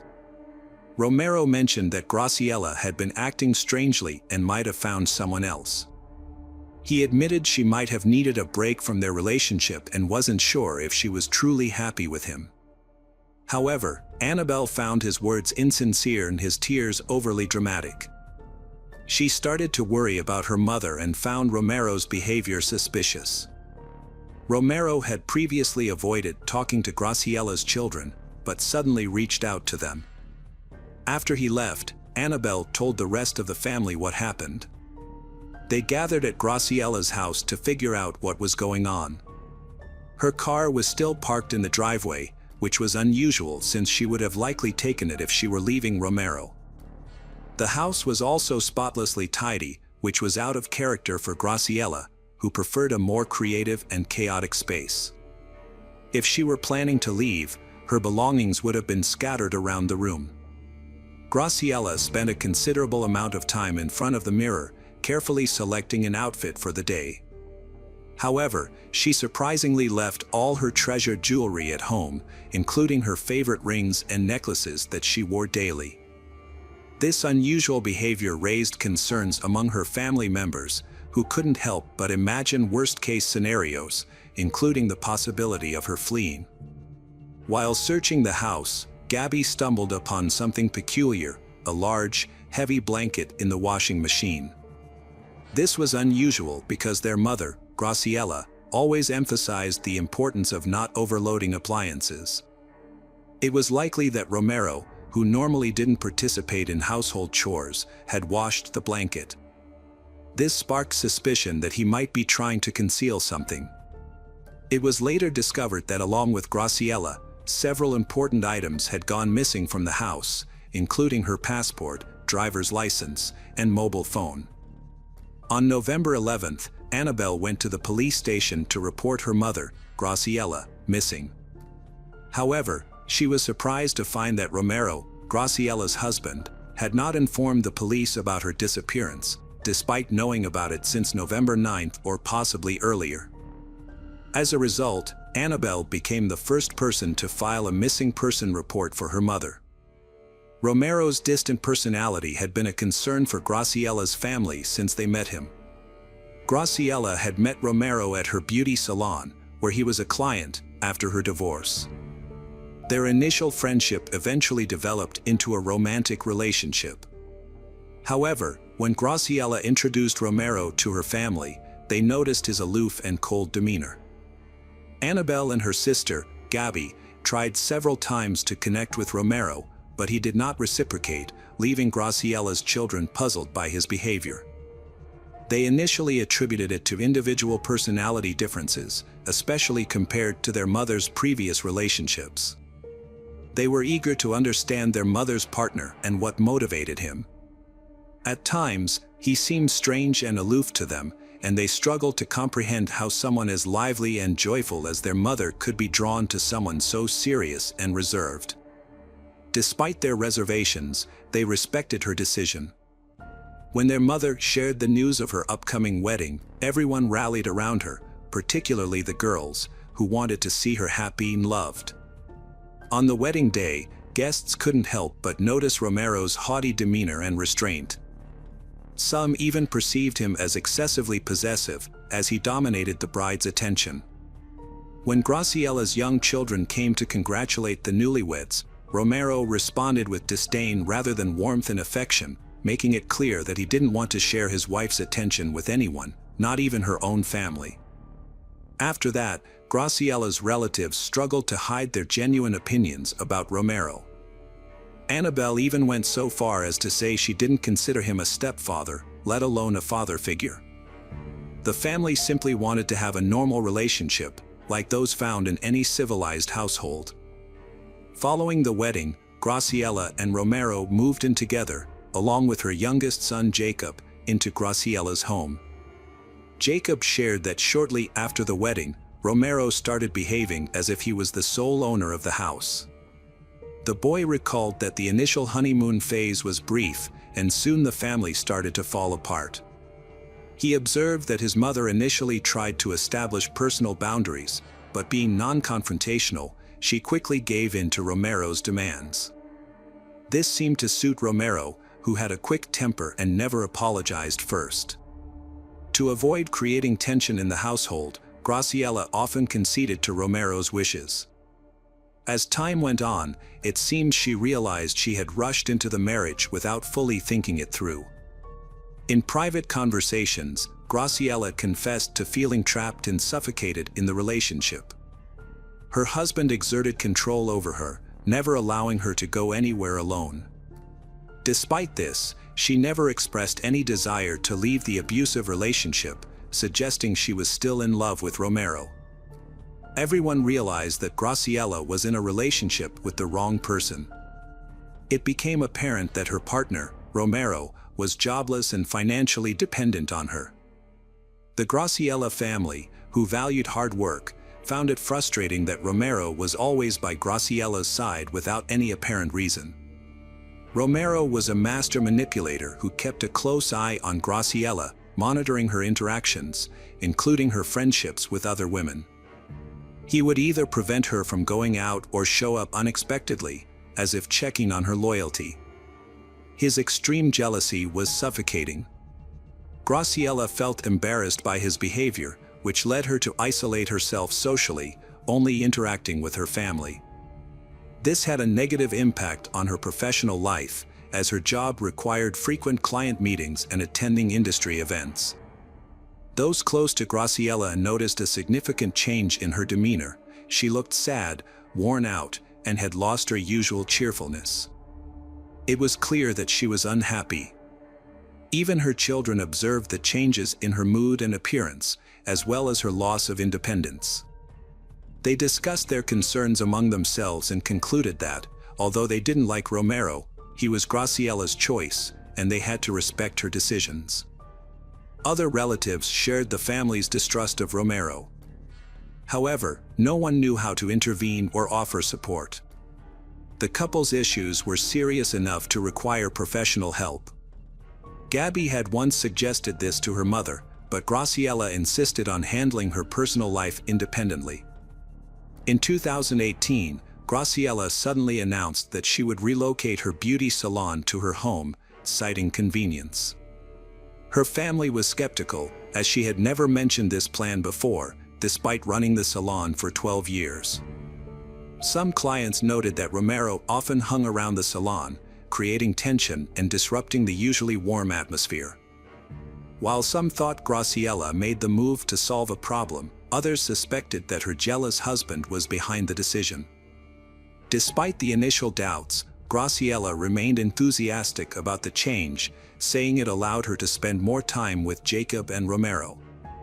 By the end of 2018, she and her husband were remodeling a room for the salon, but the project took longer than expected and wasn't completed until May 2019. Although the salon was closed temporarily, Graciela's reputation remained intact, and rumors of the studio's reopening attracted a long queue of clients, including new ones, months in advance. Graciela was thrilled with her professional success but became increasingly private about her personal life. Return to the moment before of Graciela's disappearance. Another incident raised concerns about Graciela's safety. She asked her daughter Gabby to pick her up, which was unusual. But she claimed everything was fine and said she was just having a disagreement with her husband. When they met up, they spent time together and Graciela seemed to relax. She smiled and told Gabby not to worry, saying that couples' arguments are normal and can actually bring people closer together. Despite this, Gabby couldn't shake off her worries and remained uneasy about her mother's situation.